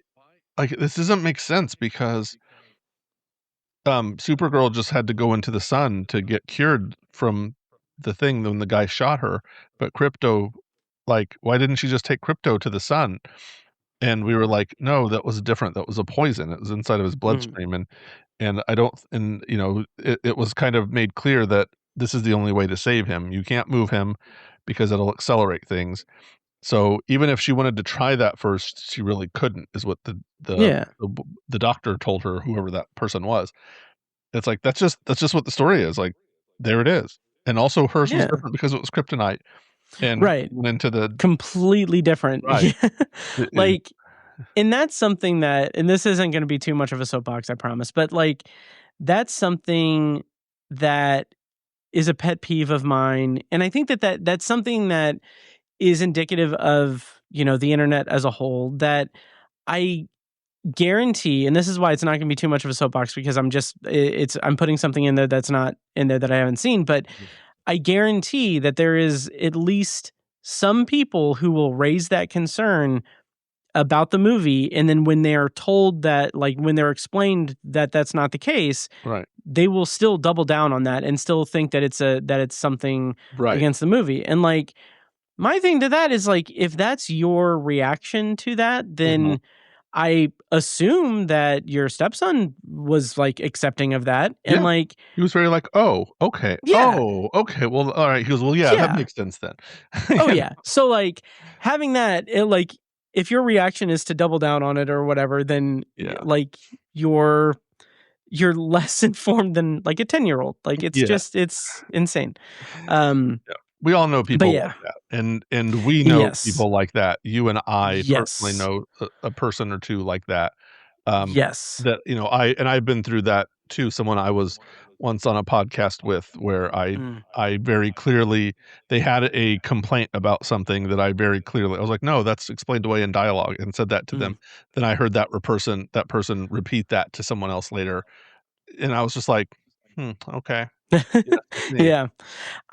One of my other big pet peeves is like people that it's like, I've known people like this in the past, but they will like their version of watching a movie and like engaging with the movie is to try to outsmart the movie, or try to like watch the movie with the intention of finding these like things that don't make sense. Like it's like this willful like not like unacceptance of what's being presented. Like, well, okay, well, if they did this, then why is that? It's like, well, that the line of dialogue explains why it's that. Well, but then why is this? It's like you're being too obtuse with this movie. Like, right. Yeah. It's so frustrating. But anyway. And it's not even like you have to operate in this world. I think, and I enjoy sometimes tearing a movie down for lazy screenwriting, or a lazy realization of or visual elements that that can very clearly be like, it's like, well, like this is very obviously incorrect. Like you're very obviously not living up to the rules you set in the screenplay, right? But sometimes you have to not look so hard, and that's not even saying that. It's not even going, oh, just shut up and watch the movie. Sometimes we need that, but sometimes it's, sometimes you're looking too hard for things that you're not going to find. And it's an unwillingness to suspend your disbelief. Like it's just, you refuse to do that. Like, an example, like, I haven't seen this argument or anything, but like just a thought that I have, since for context, we're in the midst of a really, really big heat wave here in Indianapolis. It's like it's, I step outside and I immediately need to take a shower because it's that hot. Yeah.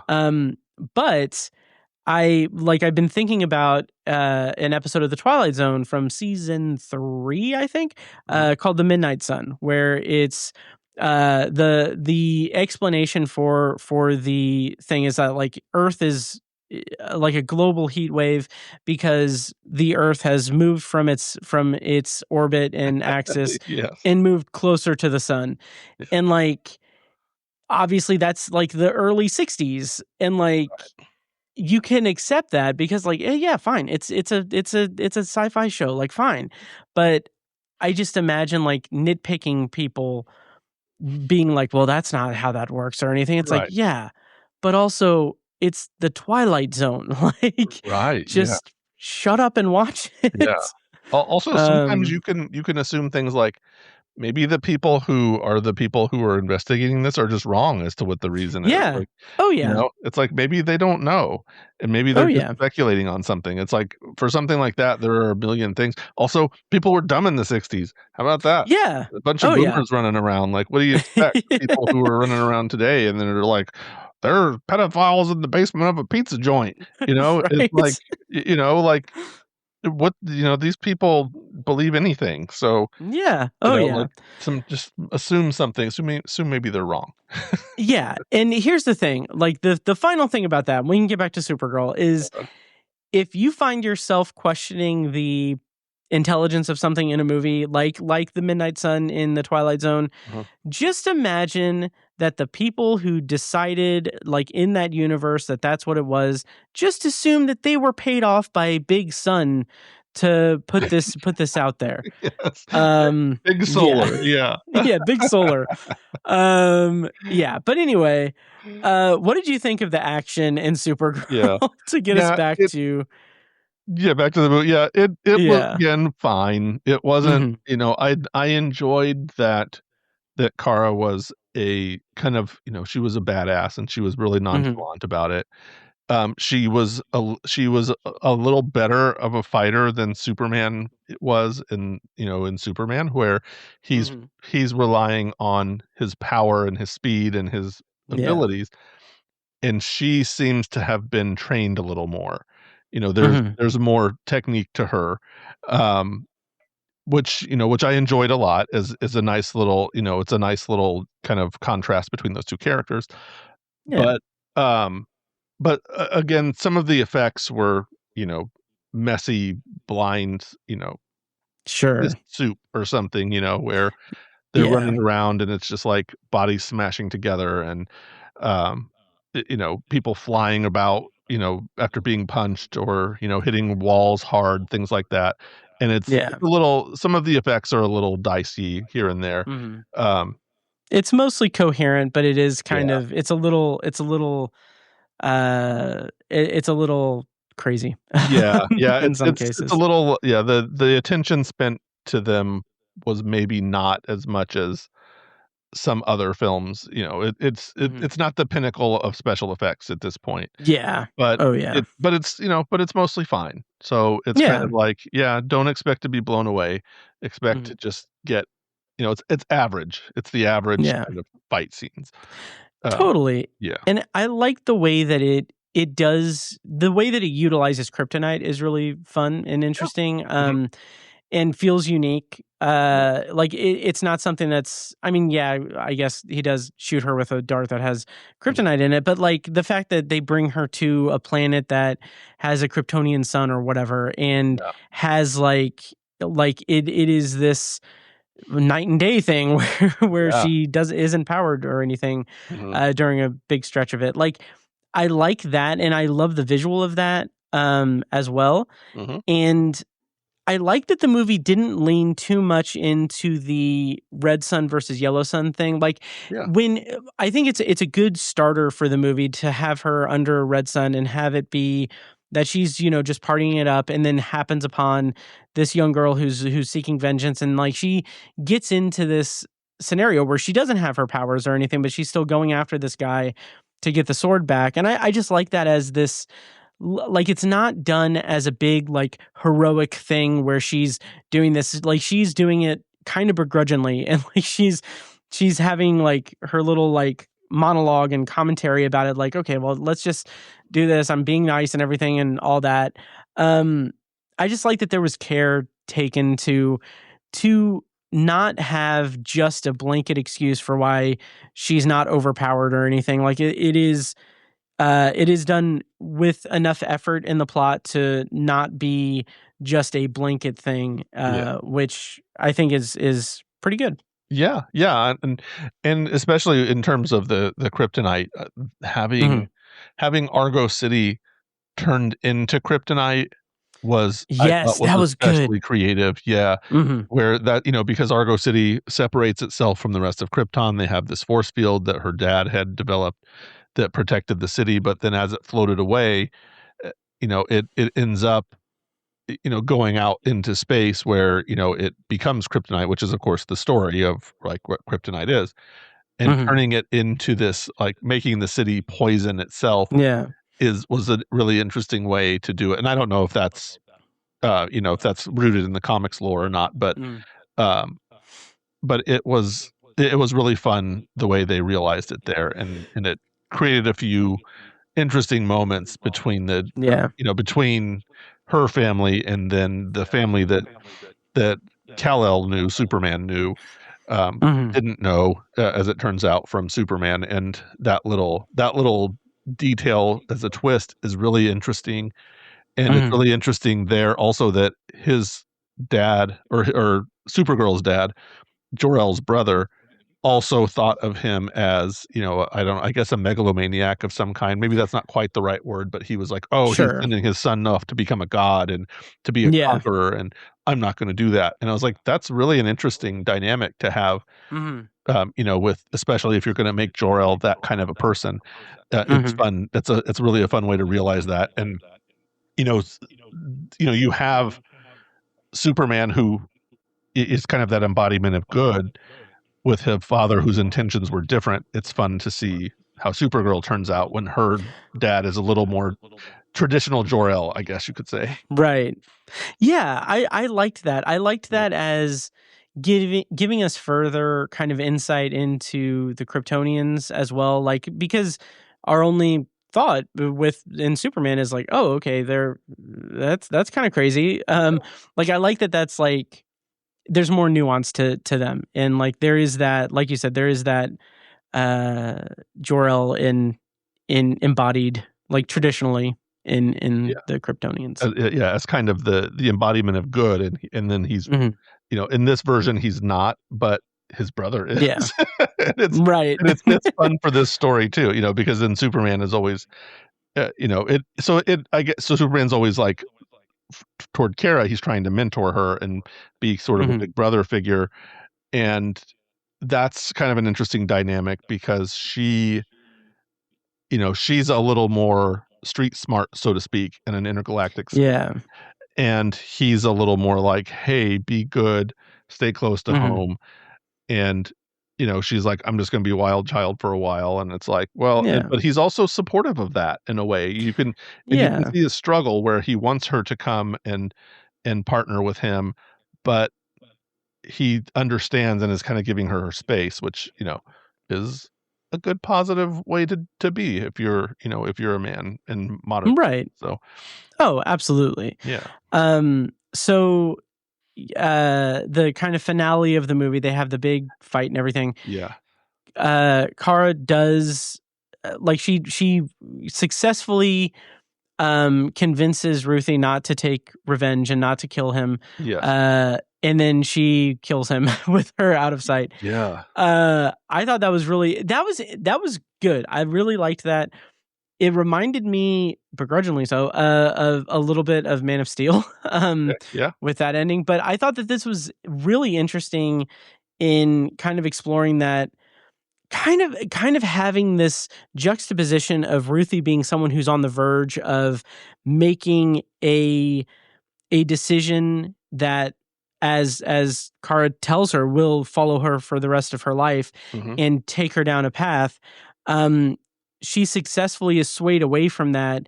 And I feel like there's this really interesting thing with Kara doing that, in that is it saying that she's too far gone? Is she not going to be able to to come back from that, from like what she has done, what she is. I love that there's not really a straight answer with it. What did you think of it? Yeah, well, number one, that last death is relatively gruesome. I mean, just Yeah. what you see, it's a stab to the throat. Supergirl stabs a guy in the throat with a sword, and it's like it's pretty gruesome for a comic book movie. Yeah. But it's a very again, I enjoyed she became the avatar for her vengeance because she is a little more hard-hearted and has been Yeah. through the stuff. She's, we saw throughout where, she has that trauma of being separated from her parents, but unlike Superman, who, was done as a baby, he has no memory of his family. She does. She's, I want to say she's like 10 years old when she's sent away, and That sounds about right. Yeah. that's a traumatic event for a child, and it would probably lead to things like this, if you're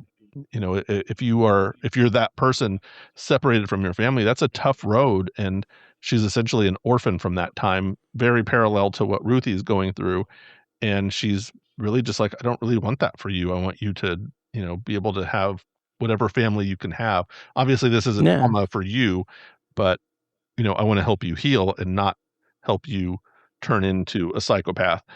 And so, right. But then also she's like, I don't care. I'm gonna still do it. I'm gonna still stab you. Well, while you're laying there. Yeah. So, this is for my dog. This is what you did to that girl. Yeah. Yeah. And that is the one thing that I was not too crazy about in the movie was, to kind of go back and talk a little bit about this when, they are tracking down Krem and they are on the planet that is selling girls. Like it is human trafficking. That plot line, I feel like I don't know. I feel like that was underserved. Like that felt more like it was just like, okay, we're going to do this. Like it is manufacturing a little bit of tension, which is fine.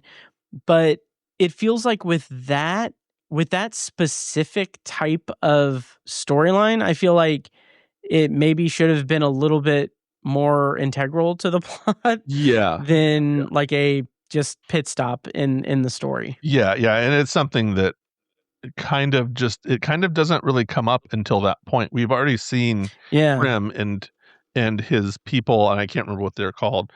Me neither. Yeah, but I can't remember off the top of my head what they're called.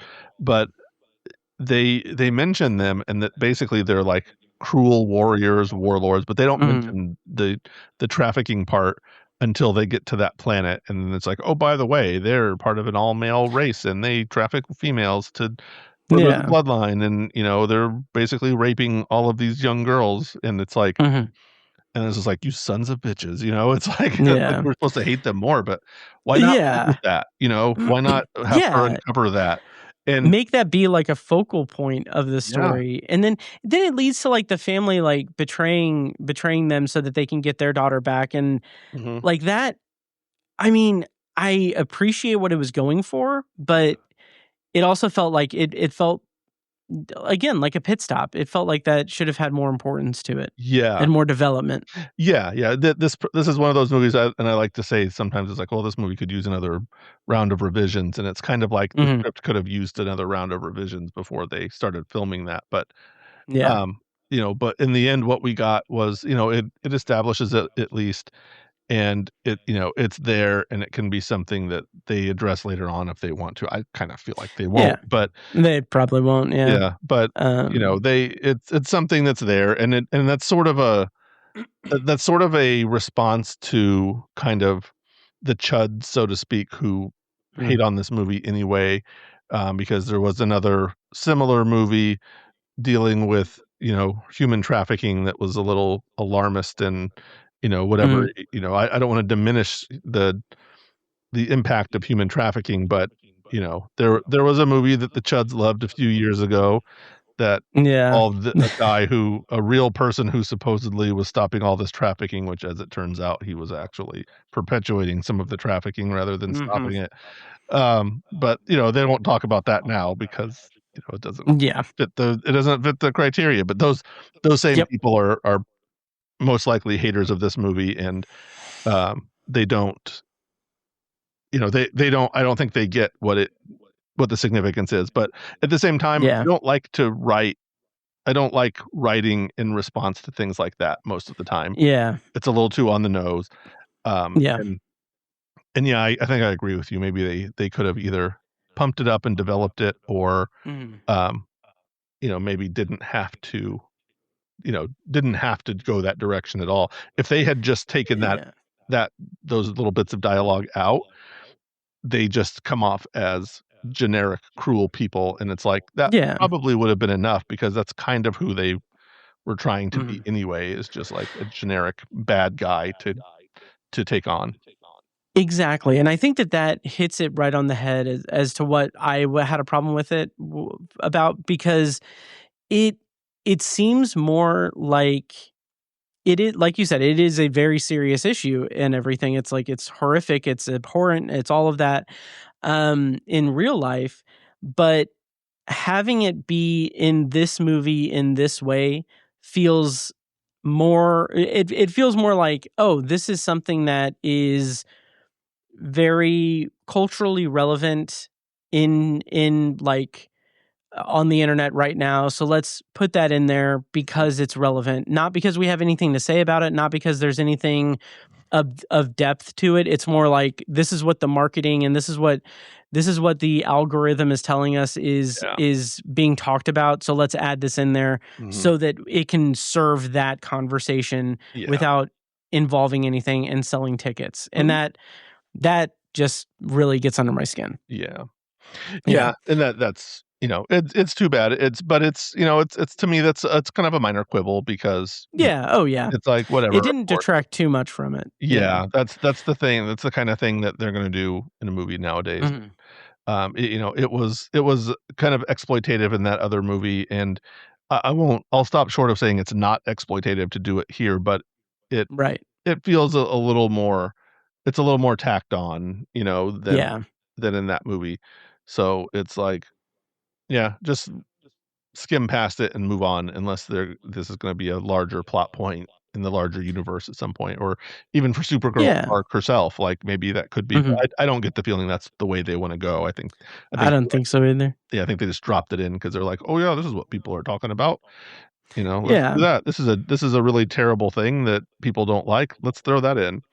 Right. And we can wind down the review because I think we've kind of talked it out. The final thing I want to say, speaking of dropping things in, what did you make of the needle drops in this movie? I very much loved the one at the end. And I, to the point that even in the spoiler review, I don't want to spoil it, but there's a really good one right at the end. And there were a couple of really good needle drops in this movie, but particularly that one. My fiance and I looked at each other and laughed out loud when that one dropped. And you'll know it. It's right at the very end. It's a very popular, I don't know, song from the 2000s. And I was like, what just a perfect thing. And afterwards, she was like, "Oh, it should have been this." And I was like, "No, I think it was perfect." It's like, it was perfect the way it was. So. That was good. It didn't like affect me as much as I expected it to. Especially like, I didn't know that was the song that was going to be used. Yeah. But like, that band, I love that band, and that song is iconic, obviously. Yeah. It's weird because like I know that gets kind of a bad rap across the internet, like these like covers of popular songs in either marketing or in the movies themselves. But like, the one that stands out to me is like the cover of, is it Nirvana in Black Widow? That opens it. It Smells Like Teen Spirit. That was great. And I don't know. I enjoyed it. It's fine. It's harmless. It's good. So I think that should do it for our review of Supergirl. Any final thoughts, Joe? It just go see it. Let's get it a little, build the box office a little bit. It's very worth seeing. Millie Alcock is fine. All all of the performances are at the very least fine. She's going to make a fine Supergirl throughout, however long this franchise tends to last, the larger DCU now. She's not going to go anywhere, and she's good. Let's build it up. Let's see where this goes. Yeah. A glowing endorsement from Joe Shearer for Supergirl. I agree. It is fine. It's entertaining. Yeah. It's less than 2 hours, so that's also a good thing. Yeah, and it's standalone. It's a standalone story for the most part. So I enjoyed it, and I recommend it as well. And yeah, that is our review of Supergirl. Are you ready to go into the secondary review, Let's Joe? go. All right. And before we do that, do you think we'll go into spoilers for that? I'm trying to gauge where I should play the bumper music. I don't know. We could. We probably will. Honestly, we probably should early. We should probably have just a short review and then go. Yeah. The spoilers for this are kind of the thing to talk about, honestly. Yes. Oh, absolutely. Yeah. Okay, it's settled. We will do a brief non-spoiler review followed by a spoiler review. But before we get to our secondary review, I want to take a quick moment to remind you that if you like the show, please take a moment to follow us on social media and subscribe to and rate the show on Apple Podcasts, Spotify, YouTube Music, or whatever your preferred podcast app is. Also, give us a review on Apple Podcasts to bump up the average star rating. There was one 1-star review that has creeped in there. So make a 5-star review. And don't forget to subscribe to the Obsessive Viewer Podcast YouTube channel as well, where I have video versions of the podcast and short form content as well.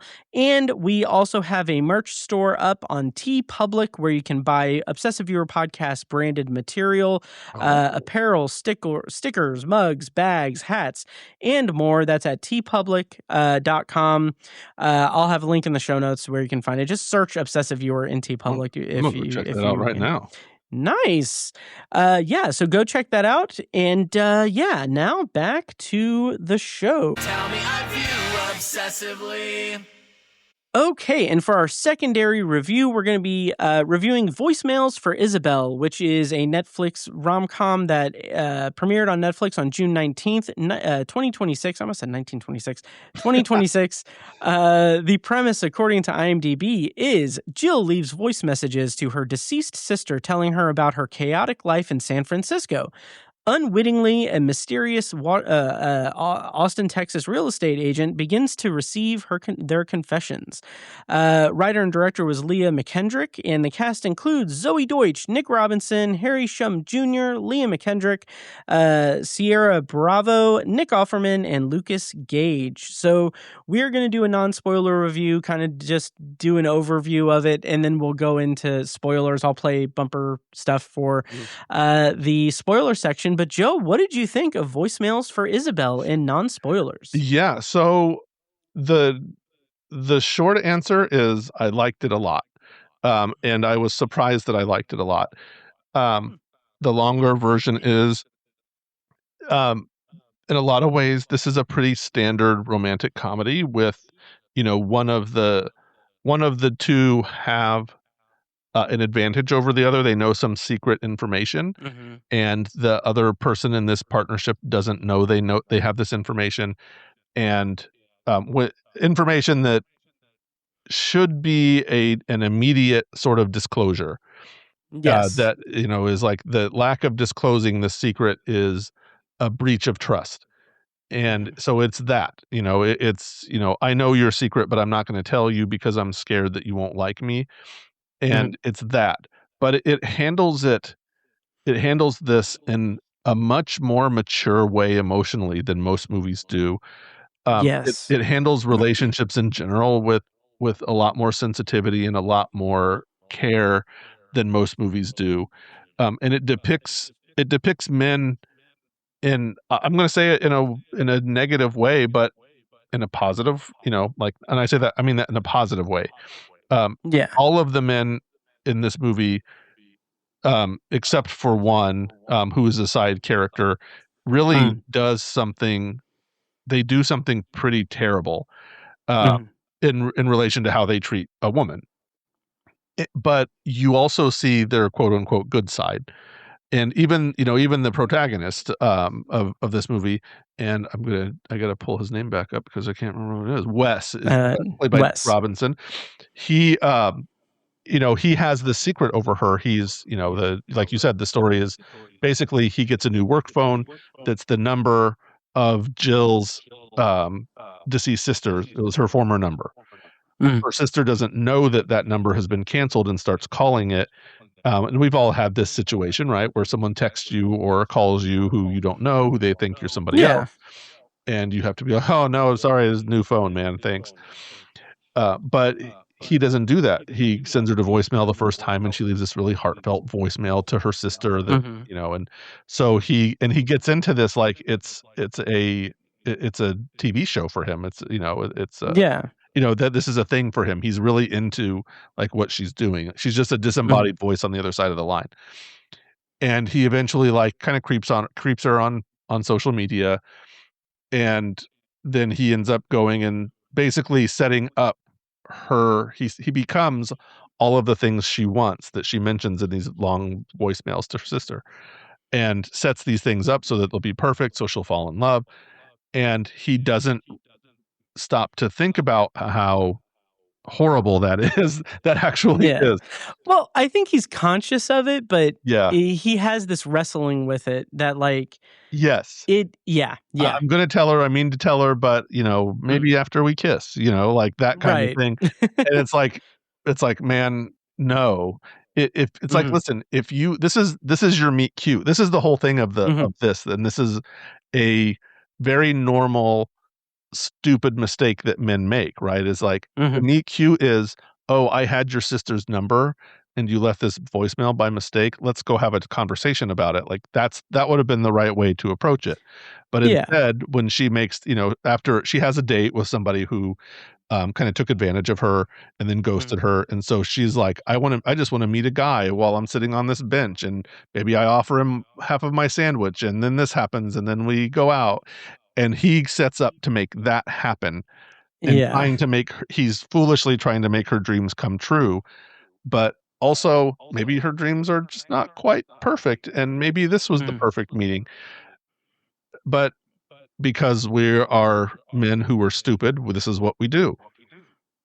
And that's where this movie comes in, is it recognizes that most romantic comedies would make you want to root for the guy doing this bizarre and completely manipulative and ridiculous thing, because we want to see the couple get together, not because it's like it's such a weird, selfish kind of dynamic in romantic comedies on the audience's part, the viewer's part, that we're like, this guy's obviously a tool, but we want them to get together because why? Because everybody deserves love. Everybody should have. It's like, right. The point of this movie is like, that's terrible. Like, what a terrible thing. What a manipulative thing to do.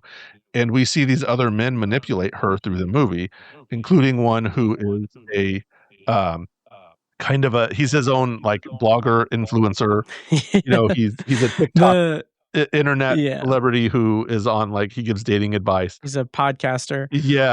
And she at one point she calls him, I think, the Temu Hitch, which I thought was freaking so amazing. It was beautiful. It was beautiful. What a fun, astute observation. But that's where this all comes in, is that we're generations of people who've been raised with the ideas that, for men, it's like, well, if a girl tells you no, you don't give up, and you just keep trying, and you just keep trying, and then you do these, and then you go to these ridiculous lengths to win her over. And too many doofuses take that to mean, don't believe her when she says no. And and that's led to a lot of problems in society. And these are the problems we're trying to work through. And then these same chuds, I'll use the word chuds again because I like it. It's they just fight back against it, and it's like, oh, you don't know what you want, which is another red flag flying in our face. Oh yeah. Like, here's the like, when it comes to that, which it's funny. Maybe this is just something from like just growing up and being more emotionally mature and everything than, in the past and of a certain age. But like when someone rejects you or says like no, it's like from the moment, like nothing about your life has changed from the moment that you asked to like between then and that, like nothing changed, like nothing, like you got an answer to a question and that's it. Like move on. Yes. Yeah. Anyway. Yeah. So yeah. So that's one thing, is that this is a very healthy depiction of those kinds of relationships because, this is the thing that Wes as a character ends up wrestling with in the end, is that he knows he's wrong and he's avoiding that accountability. And that is what damages the relationship. It's not a silly contrivance of the plot. It's not, of course stems around when she finds out, when she learns about and how she learns about it. But and it shows that as the mistake. It's not because you can argue in a lot of romantic comedies that when they do that sort of thing, they turn it into something else that it's a misunderstanding. Like, if I could have just told you in the way I wanted to tell you, it would have been fine. But because I didn't, but it's like, well, maybe it would have been fine and maybe it wouldn't have. But the point in this film is you have to lead with it. You have to go out and start doing that, and you can't manipulate someone. Right. And so many movies gloss over that. Exactly. Like that traditional like rom-com trope of it being like this follows that rom-com formula pretty closely. Yeah. But like traditionally when we have a story like that where it is a power imbalance between the two, whether it's like of a knowledge of a certain sort that's being used in order to facilitate things, like in this case, it feels like the conventional thing to do in a romantic comedy of that nature is to spend the movie trying to get the audience to reconcile that or be okay with the behavior. Like that's the goal of that movie, of that movie type. Here, it's more about confronting the immorality of it all and having the character like wrestle with that and reckon with it, while also telling a really good like grief story and story about loss and overcoming or finding your way after a tremendous loss like Jill had with Izzy. Yeah. Do you want to switch over to spoilers real quick? Let's go right into it. Yeah, why not? Okay, so we are going to spoil voicemails for Isabelle. First of all, to get into like to prime the engine for spoilers, I rated this 4 stars. I really loved this movie. So I think the spoiler talk is going to be interesting. Let me see what I gave it. Because honestly, I don't remember if I gave it 3.5 or 4. I think I gave it 3.5. I think it was 3 or 3.5. Yeah. Yeah. There we go. I did give it 3.5. Yeah. Okay. Yeah. And maybe I'll go a little bit into that as we go along. Yeah. Nice. All right. Well, I will play the bumper for spoilers for the secondary review. When we come back, we're going to be spoiling voicemails for Isabelle. I'm not interrupting anything, am I? So Back to the Future is a bunch of bullshit? Yeah, well, history is going to change. Can I return it if it doesn't fit? It always fits. Eventually. What are you asking? That we weigh the life of one against the future of mankind? Didn't see it coming, did you? All right, so spoilers on for voicemails for Isabelle. I want to start by just saying that this is a movie that I kind of adored it. I initially rated it 4.5 stars, and then I brought it down to 4 stars. Yeah. I'm a big fan of Zoe Deutsch. What she like in the rom-com space, she's great. Like when she and Glenn Powell were in Set It Up, like I've seen that movie several times. I love it. I think the chemistry between those two in that movie is like Meg Ryan and Tom Hanks level chemistry. Yeah. And I think her chemistry with Nick Robinson in this movie is fantastic as well. Yeah. But I knew from like the first 5 minutes of this movie, those opening credits, I was like, oh, this is going to fuck me up. This is going to get me. Yeah. Because it does such a great job of just like doing this rapid fire, just distillation of her relationship with her sister. And like, we're getting this, like these vignettes over time. And I'm like, I know the plot of the movie. I know what's going to happen. And it's going to break my heart. And it does. Like, it's really heartbreaking. And like, that's the impetus for the romantic comedy aspect of the movie. And I think it's a really good balance of having that romance while also dealing with grief and finding yourself after losing what is ostensibly half of yourself, which is what her sister was to her. So yeah, and it was and I like all of that, and I thought that was like really great. The thing that I like that mostly stuck out for me was the way that the movie sort of shifts perspectives a little bit, where you mentioned that first part is all about her and her grief, and it switches over and is about Wes for a while, but it's about the morality of that choice that he's making, and that he's screwing up actively. And again, there are not a lot of pitfalls set up around him trying to mask the fact that he knows this thing. It's a lot more introspective of it's introspective and him wrestling with the morality of it, and his friends telling him, go tell her now, you're screwing up. Right. And him having to deal with that and it's not some silly contrived thing where he's running around. And that's really strong. There are a couple of moments where it's a little more rom-commy than I want it to be, given that, there's a few more, there's not, I mean, it is restrained in a lot of ways. You know what? Maybe I was a little rough on it. It was a little rough, and maybe it should have been more. Maybe this is more a 3.75 to a 4. Sure. But I think, but I think that it is not without its own like controversy and everything. Like with it, like your point about like the whole meet cute of it, like that's one of the things that I really like kind of, I guess, wrestled with when watching it, was that like the characterization of Jill in the beginning of the movie was so strong. I was like, okay, so now we're going to be introduced to Nick Robinson.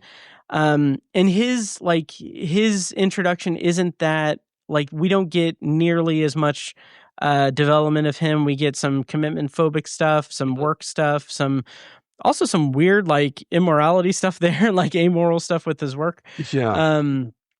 But from maybe it's just who I am as a person, but I was like, okay, we're setting this up to where he is like, he has this information, he has power over her. And like, I was really wrapped up in the idea that they're going to get together, and I was wondering how the movie was going to deal with that dynamic and have it be like something. And like when it got to the point where they're like making out and he's like stopping it and everything, I'm like, oh shit, okay, this is not going to be like a traditional rom-com in that sense. And I do like that it explores that in a sense where like he okay, I'm going to be careful here. He stops it and then he tries to tell her, and then when they are on the couch watching TV, he tells her, but she's asleep. But all of that's all well and good, but you're right. The meet cute of it all, the bench, the fact that he went to San Francisco to go to that live podcast because he knew she was going to be there. That is an ethical boundary that is way past where like any conventional person would say is appropriate. Like, there is that manipulation. There is that all of that is fair game. And it's something I'm wrestling with because I do love this movie because the chemistry between them is fantastic. The comedy's great. There's really great comedy there. The romance with the manipulation notwithstanding is feels very organic and natural. And the resolution of it all is really satisfying. But there is that kind of yucky part at the beginning of it. So Well, if you look at the way that the men in this behave, several of them are people she's dating, and the one guy, the podcaster guy especially, is a really good example. It's like, she gets one guy who is like real douchey from the start, and you're like, oh god, I don't know, kind of guy. But that guy in the middle was, I enjoyed the character because he again positions himself as an ally, and we talked about that earlier. But he, he's like real understanding, he's real kind, he's really nice, and she likes him, he's good looking and the whole thing. And they have their own little meet cute where he's been stood up for a date, and she is there, at the same place, and having her own little issue, and she ends up going out with him. It should have probably been a red flag to her when he went out with this other girl and then ditched her for Jill. Or even I assume he went back, like he got her phone number, I assume then he went back and finished his date. Like, who knows what happened on that date. But then there's nothing else said about it, like he doesn't not saying, oh, I went in and let her down easy and said never mind, or he honestly should have probably the right move would be finish the date, and if it's not a rousing success, then he's just like, yeah, I'm gonna move along here. I'm so glad you said success there. But instead, we don't know what happened on that date, but we know that he then went after her, and and they had some interactions, and then he did not call her, not only the next day but ever again. But so we see that poor behavior, and also then see Wes's poor behavior also. The question then is, which one of those was worse? And it's hard to reconcile, to me, which one of those is worse, because he got on an airplane. He could have literally dropped a text message and said, hey, like, and he tries to, but gets distracted. Right. Yeah. And it's like, does he though? Which doesn't excuse it. It doesn't excuse it. Like he did. Yeah. He does say he does say that he thought that he sent her the text. But it doesn't excuse it. But like, the movie does go to a certain length to try to lessen the like, to make it less of a horror movie, basically. Right. Which it is hard to reconcile the bench scene. It really is, especially when he doubles down on it, and he has this this demeanor to him that feels like it is clearly a choice that he's wrestling with it, and he's trying, like, he's in real time navigating it, navigating the morality of it, which this is probably an easy comparison to make, or a cheap comparison, but since it's been on my mind for months now at this point, at parts it slightly reminded me on a very small level to Obsession, like when like when they're making that. I've been waiting to bring that up. Like when they're making out and then he suddenly stops, like that is exactly like what Nikki does in Obsession when the real Nikki comes through. And he's trying to navigate that, and it's very messy. It's not even a gray area. It's like switching between that line of good and bad, and not like, even if his intention is well-meaning and non-malicious, like he clearly has feelings for her, and there's nothing that is there's nothing in their meeting or in their interactions that is something that, while he is manipulating her, he's not manipulating her to feel a certain way that he's not feeling himself. That's not giving him an excuse. That's not excusing his behavior, but it is a big difference between the podcaster who literally, like, she stops it, and then he comes back in after overhearing it, and then basically, not for, I guess, he manipulates his way into the bed, basically. and like there's a difference between that and what Wes does, but it's still hard to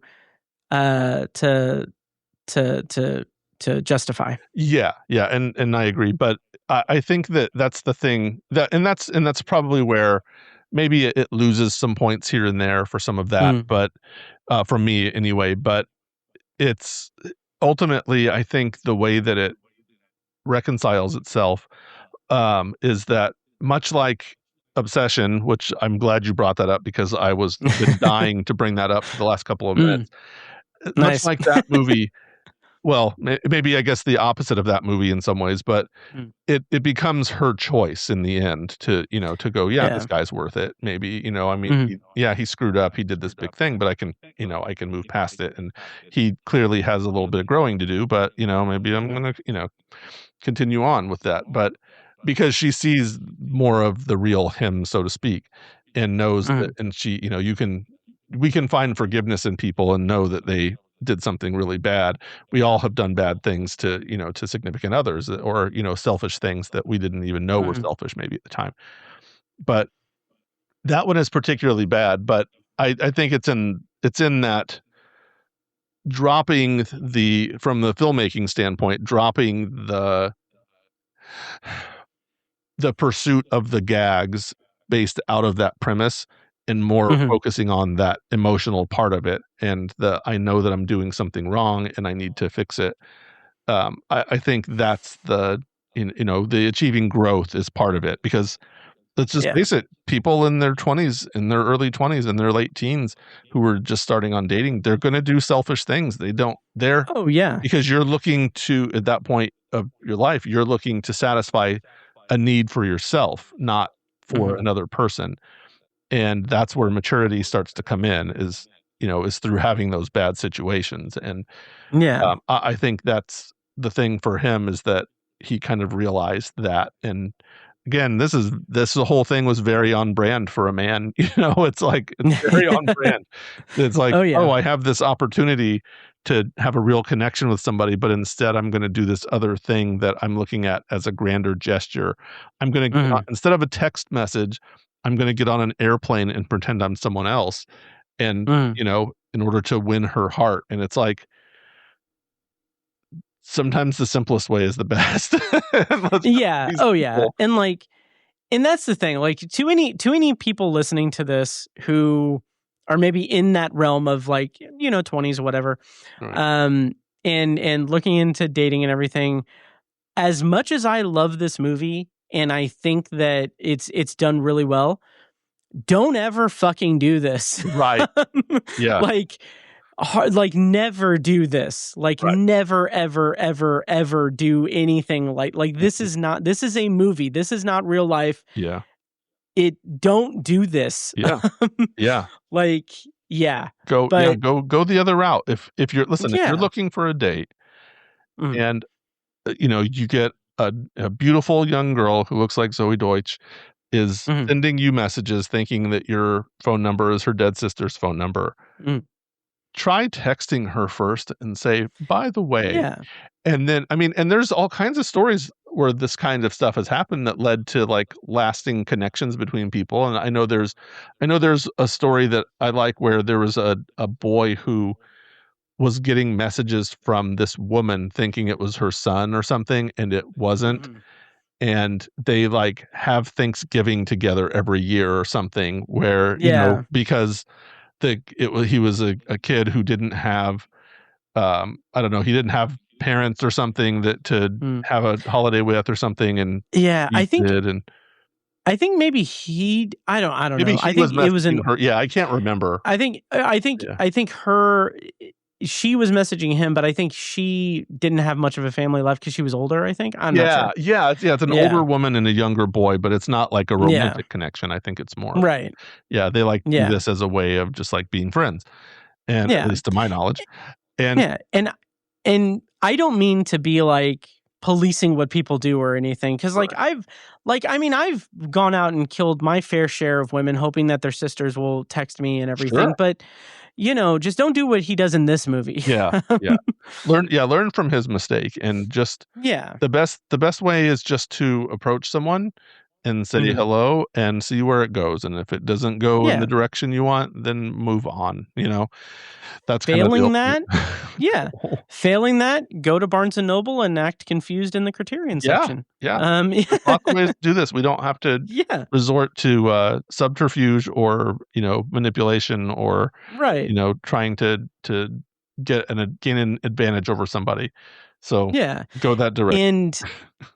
And as far as the movie is concerned, with the romantic comedy tropes and contraptions and everything, I was so into this movie as it was playing that how the plot's going to unfold. That they're going to have their romance. She's going to find out that he had her voicemails, and then they're going to have the breakup, and then they're going to get back together. That's just how these movies go.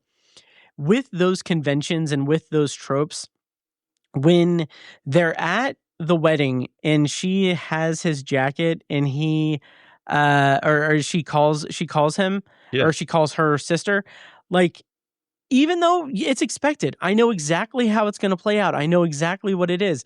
I had a visceral gasp and yelled in my apartment "Oh my god, oh my god, it's in her pocket. It's in the pocket. She's wearing the coat." And I'm like, what am, and I audibly said why am I surprised? I love this movie. And that's the kind of magic of it for me, is that it was that level of just immersion in it, with a tried and true formula for a romantic comedy movie, which is a genre that I unapologetically love. I like that it was able to do that, to get that reaction out of me. A couple of things for me on that is that, again, the difference of this is that we're not rooting for her. And this is the way that it is in most of these movies, that, there's this, like you said, this power imbalance, and there's a series of misadventures, comedic, misadventures, to where we're rooting for the person who is the lesser of these to not learn of it, because the things that are happening are funny. So we're getting pratfalls and silly things, and a department store is getting trashed or something, things that are happening that are silly in the context of the movie. And when they find out, it kind of ruins the fun, even though the situation is pretty similar in terms of the dynamics of it. And we're rooting for the manipulation to continue. At least we're meant to root for it, because that's what the movie is setting up. Here, we're kind of consistently in the spot where it's tell her. And the more he doesn't, the more we're getting angry with him. And when that break happens, he deserves it, and he knows he deserves it, and we know he deserves it. And we're not oh, he's some poor guy. That's dude, you screwed up. Now you have to fix your screw up. This is not that thing where we're we don't want you to, we want you, you're not a man child that's a lovable man child who is doing what boys do.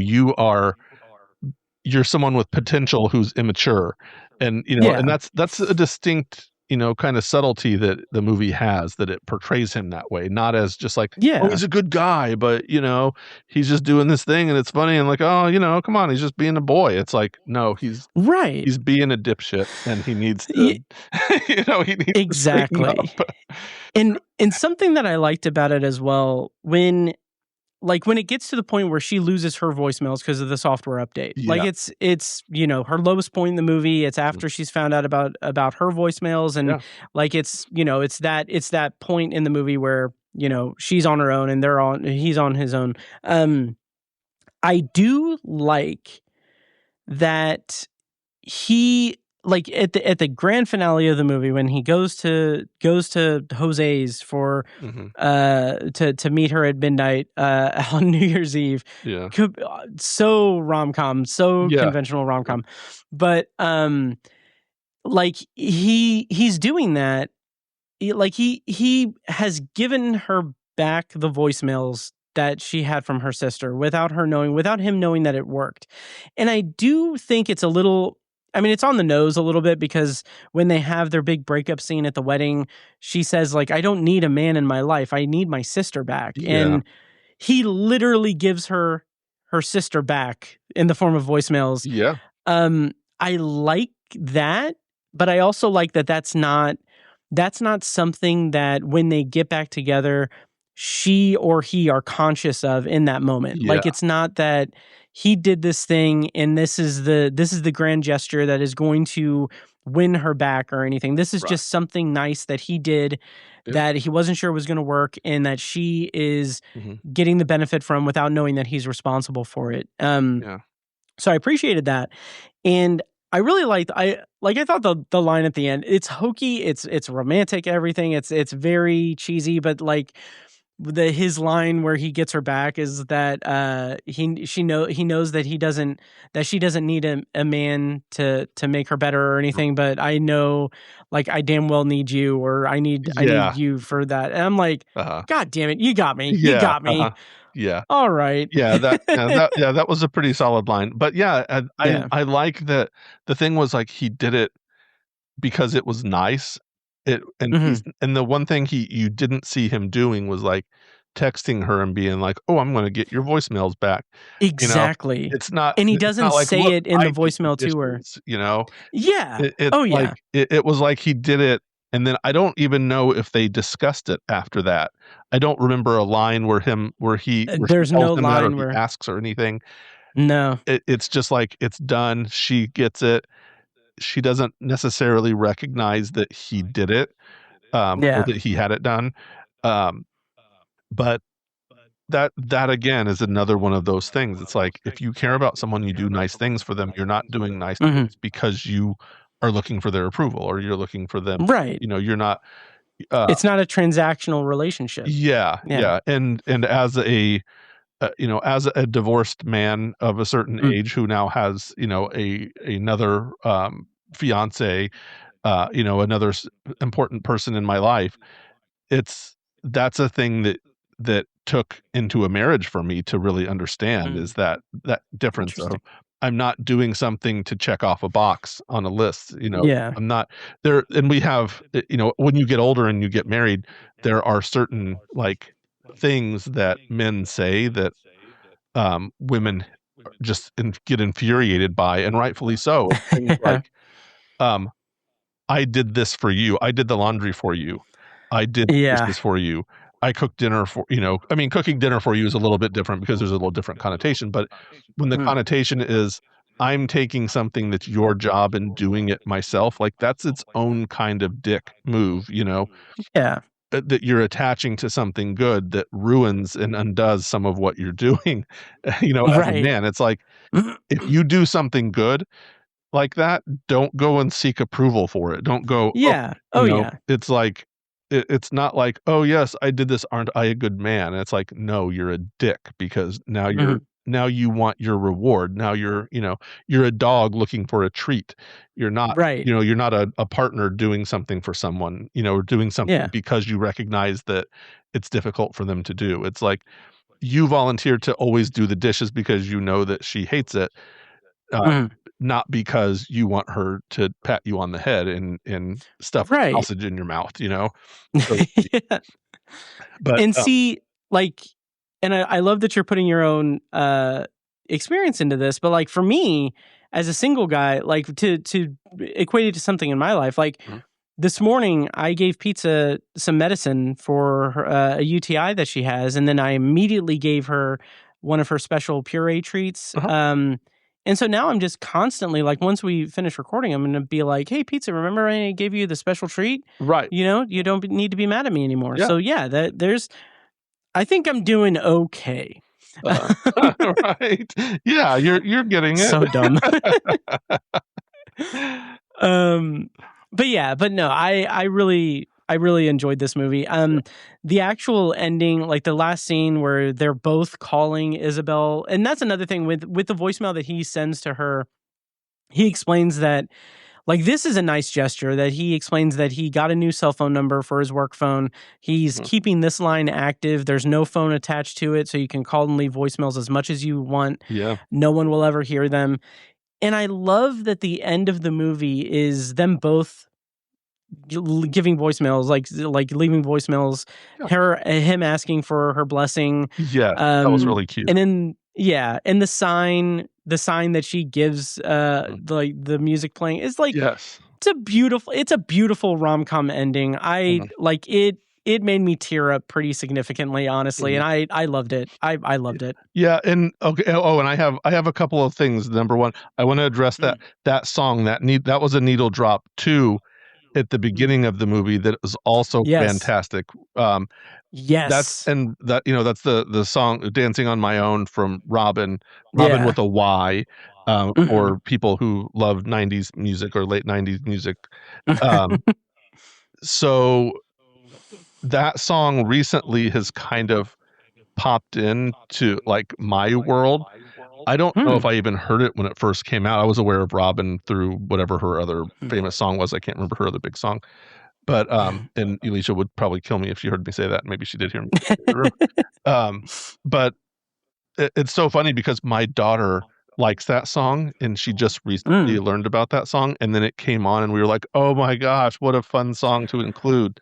Oh, that's awesome! And it's like it's because sometimes they'll have those things where they'll have a song like that characters dance to, and it's like their best friends. They're in their best friend's favorite song, and it happens to be whatever shitty song happens to be popular at the moment. Oh yeah, and like the movie even kind of does that a little bit at the end when they use the when he's running to Jose's, like the song that plays is like a very popular TikTok song. Yeah. There's a couple of those in that, but the central song is as this one has a little more meaning because it's just a pretty good song, and it's sort of obscure, and it works, it works in the context of it's Izzy and Jill's song. It doesn't, it's not like, like Sisterhood of the Traveling Pants or something, right? Where it's like, oh, we're dancing to this song because we're young, carefree girls, and it's just the most popular song that's on the radio at the time of the movie, being made. And I don't mean to pick on that movie. I don't even know if that movie does that, but that's like such a trope, and they just again find the sweet spot. Other thing I wanted to talk about that I didn't get, that I just like let go by the wayside. There's sort of a meta element to this movie too, where they keep talking about Tom Hanks and Meg Ryan movies.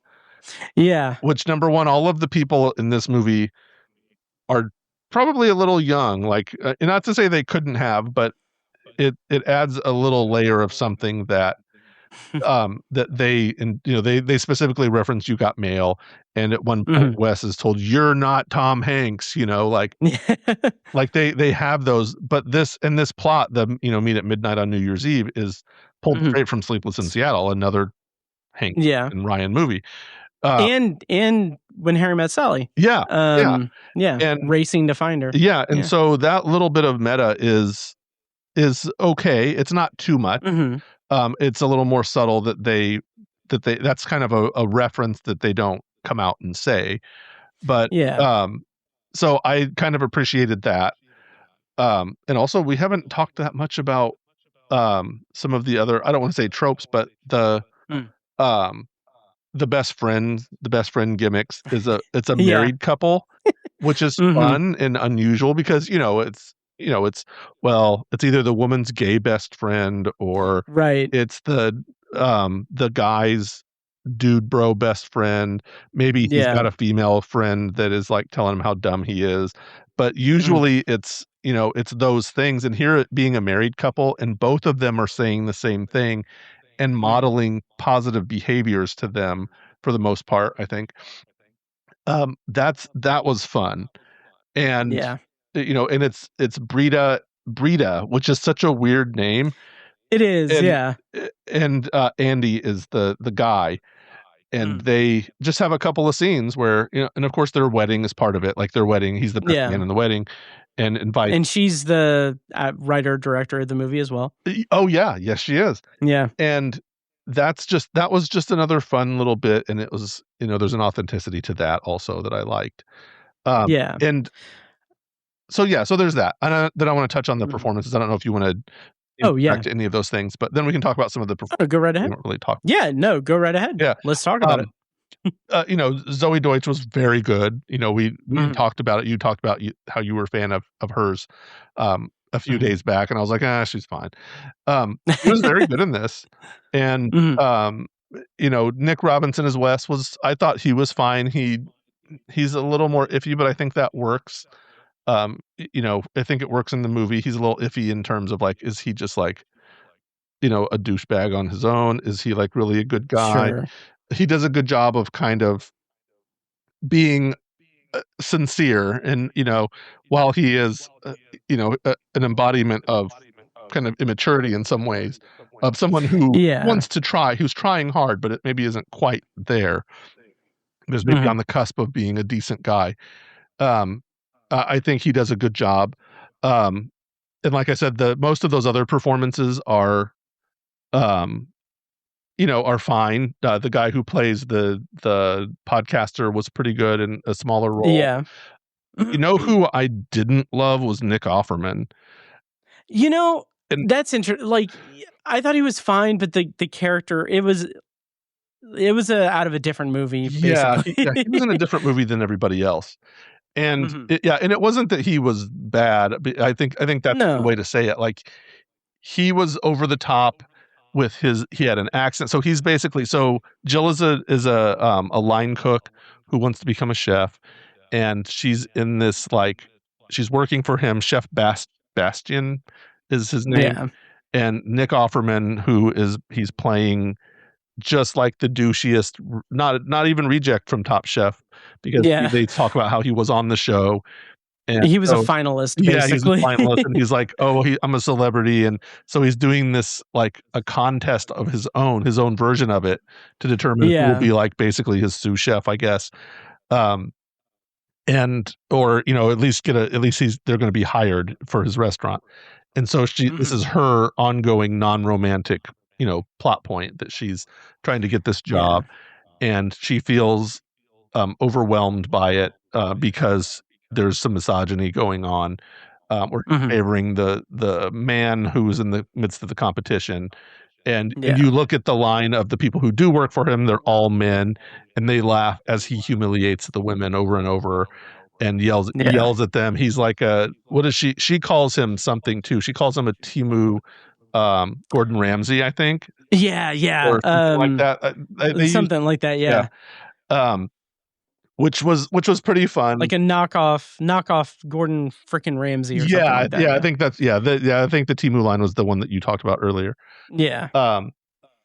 But he was, which I think it's fine, because it's what he was going for, was just being really, like, he feels fake. He feels like a fake movie character, but I think that's part of the point too. Absolutely, because he does do that accent, but I think he really only does it when he's outside and he's like performing for people. Like he does like his regular accent when he's in the kitchen, but like that's another example of a character in this movie that is like a man who is manipulative of women to an extent, where he, like, when they ask him like, who's your favorite chef, and he points to his mom tattoo. It's like it's so lame, but like that's exactly like the kind of PR stunt that a monster would do, and then go and be just completely brutal toward women that are working for him, and then choose the guy that for the promotion that had like a raw souffle or whatever. Yes. But it was so all of those were interesting and fun, and I liked that subplot. And then moving into the food truck part of it, a couple of scenes reminiscent of one of my favorite movies, Chef. That deals I thought of Chef too, and I enjoyed that. As these are like her expressions of her making all these things her own. And the dessert tacos was like a fun idea. I wanted to see a little bit more of that. We could have a little food porn segment where she's I mean, Oh, yeah. you see her making them and eating them sometimes, but it's real like kind of like off the cuff and doesn't really do it like Chef does it, where we like Yeah. look at the things that he's cooking and we're like, oh my God, like I want to try that. And here it was Yeah. like, they're art pieces for him. Yeah. yeah, yeah. And it's like, what are breakfast tacos? And like would I want one of those? Like that's the kind of thing. It could have been a little, this is just the minorest, most minor quibble I can think of. It would have been fun to see her making those and really enjoying cooking, because we see her cooking under pressure in ways that she doesn't like. It would be fun to see her, to see the joy that she takes in that. And we do get one scene where she makes Wes dinner, and but you see the aftermath of it. You see it done. You see her putting in the work, which is it's a small distinction. And I did love that scene when he tastes the pot pie, and like they don't really like, it doesn't hammer home on it or anything, but you can tell from his expression that like this is his mother's pot pie, and like it's a combination of him realizing like, oh yeah, this is it, and then him realizing, there's so much under the surface of that scene with him that it's him realizing, I think he's mentally wrestling with his manipulation and what he's doing to her, and like realizing like, oh my God, this is wrong. This is what I'm doing is wrong. And this is like simultaneously it's wrong. And this is like a real feeling that's between us. Yeah. So I liked that. Yeah. So this is a good movie. Yeah. It's easy when you look at the setup and you think, boy, this is going to be dumb. This is going to be, pedestrian run of the mill romantic comedy that someone slapped together. And there was clearly some care taken. Yeah. Leah McKendrick, you were right. I did not catch on that she was the director and writer of the film. And that's very cool to look at. Maybe I'll watch this movie again with that in mind. Yeah. Did you see her previous movie Scrambled? I didn't see it. It was a few years ago. Yeah, no. I've heard good things, but I haven't seen it. So yeah, let me see. I'm gonna seek it out because I was really impressed with this movie. Yeah. The other final thing that I'll mention that I really liked was that like her parents are in there pretty infrequently in the movie, but when they come to her apartment and they give her the check that was Isabelle's college fund, I thought that was so sweet and so beautiful the way that it was done, because at that moment she's at her lowest point. She's not sure, like she's talking to them about how she doesn't know how to function without Isabelle in her life, and she doesn't think that Isabelle would be proud of her or anything. And like just the sentiment of like her sister is essentially funding this venture that she's going to do, and like she would be proud of her and like she loved her and everything. Like that is just so beautiful and so emotional, and I loved how it was done in this movie. Yeah. Just what a strong, solid representation of all of those things. They're not, they don't have, these characters mostly don't have kind of clear mommy or daddy issues. She has two parents who love her. As a matter of fact, there was a point when Alicia was, she openly said, "Where are her parents? Shouldn't they be like around her? Like their other daughter just died. Shouldn't they be like checking in on her?" And then within a couple of minutes that scene popped up, and it's like, there we go. It's like they recognized it and gave it, a few minutes too late for her, but but they addressed it, and it was again wholesome. And they're not the normal disapproving parents, which we get a little tease of it, like, oh, you're out there doing your dreams, and like, but they're just there to listen and to hear her and to offer guidance and not judge her in pursuit of selfish things. Like they want her to stay in their hometown. Like that's again, such a subplot in romantic comedies, disapproving parents that think you're making the wrong choices. Instead, they're there to be supportive, whether they agree with it or not. We have hints that maybe they think that she's being silly, but then as soon as she talks about giving it all up, they're like, no, go, you need to chase your dreams. Like you need to have dreams. Dreams were not your sister's dreams. like her and it's not didn't kill that for you. Yeah, and it's not even necessarily like an ultimatum. It's just like you can take this check, you can move back home, you can be happy, you can get an apartment, or you can pursue your dreams. It's up to you. Yeah, like it's very mature, like the rest of the movie is. Yeah, mature, healthy representations of relationships. It's like what a weird concept in the movies. Yeah. Oh yeah, absolutely. So any final thoughts on voicemails for Isabelle, or should we wind down? Yeah, let's wind down. I think we said all we need to say. Go check this out. I agree. Yes, it is on Netflix. What we said, it's on Netflix. It is on Netflix. Yeah, go check it out. Yeah, I rated it 4 stars. Joe rated it 3.5. 3.5, and I'm going to amend it to 4 because it's nice. It's worth nice. it. Yeah, I do think. Sweet. Very nice. Well, check it out. And that is it for the secondary review. And that's it for this episode. Once again, you can follow Joe's work over at MidwestFilmJournal.com. Also be on the lookout for his episode, guest appearance on Odd Trilogies in the coming weeks, as well as mine in the next week. So check that out. And that's it for this week's episode of the Obsessive Viewer podcast. As always, thank you so much for listening, and make sure to follow the show on social media. Subscribe to the podcast on your preferred podcast app. Also, Joe, thank you so much for joining me on this Friday morning. Yeah, thanks. Into afternoon. Of course. This is it's a good day because we were both off, and yes. Yeah. So we can hang up, and I'm going to go out and do some things, and nice. Yeah, and I'm gonna turn on my air conditioning and take a shower because I'm sweating my balls off. Oh yes, it's hot. Hot. Oh yes, Central Indiana as we record this. It is. So also check out Patreon and also check out our other podcasts, Tower Junkies and Anthology. I'm going to go ahead and start playing myself out. And once again, plug for Patreon. Check out patreon.com/obsessiveviewer. Back Half Blind Spots is off and running with Cool Hand Luke and Remember the Days and more to come. Next week on the show, not sure what I'm going to do. Maybe Widow's Bay, maybe Gail Daughtry. I'm not sure. But until then, thank you for listening, and I'll see you in the next episode. And now, enjoy this short clip from a recent Patreon exclusive episode. For the full episode and more Patreon exclusive content, sign up at patreon.com/obsessiveviewer. The way that this movie plays with that absurdist style of comedy from David Wayne and Ken Marino it's like Coming Home.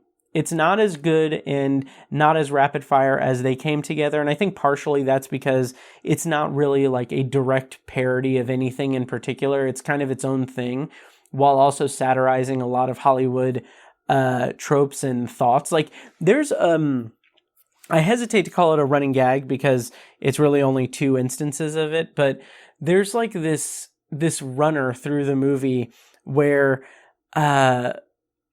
like celebrities that they run into have this weird like reaction to them as if the celebrities are big like Second Amendment supporters, and they're warning the main characters that like they're trespassing and that it's a stand your ground state. Like it's not even really subtle, but it's just like that kind of anachronistic sort of aggressive energy from the celebrities in this movie toward the main characters is really funny to me. It's really funny. And this podcast was produced and edited by me, Matt Hurt.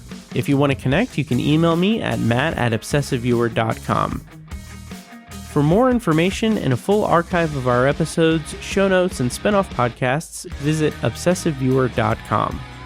Our theme song is A Little Mad Sometimes by As Good As It Gets. For more of their music, check them out on Spotify and Bandcamp. Thank you for listening, and we'll see you in the next episode.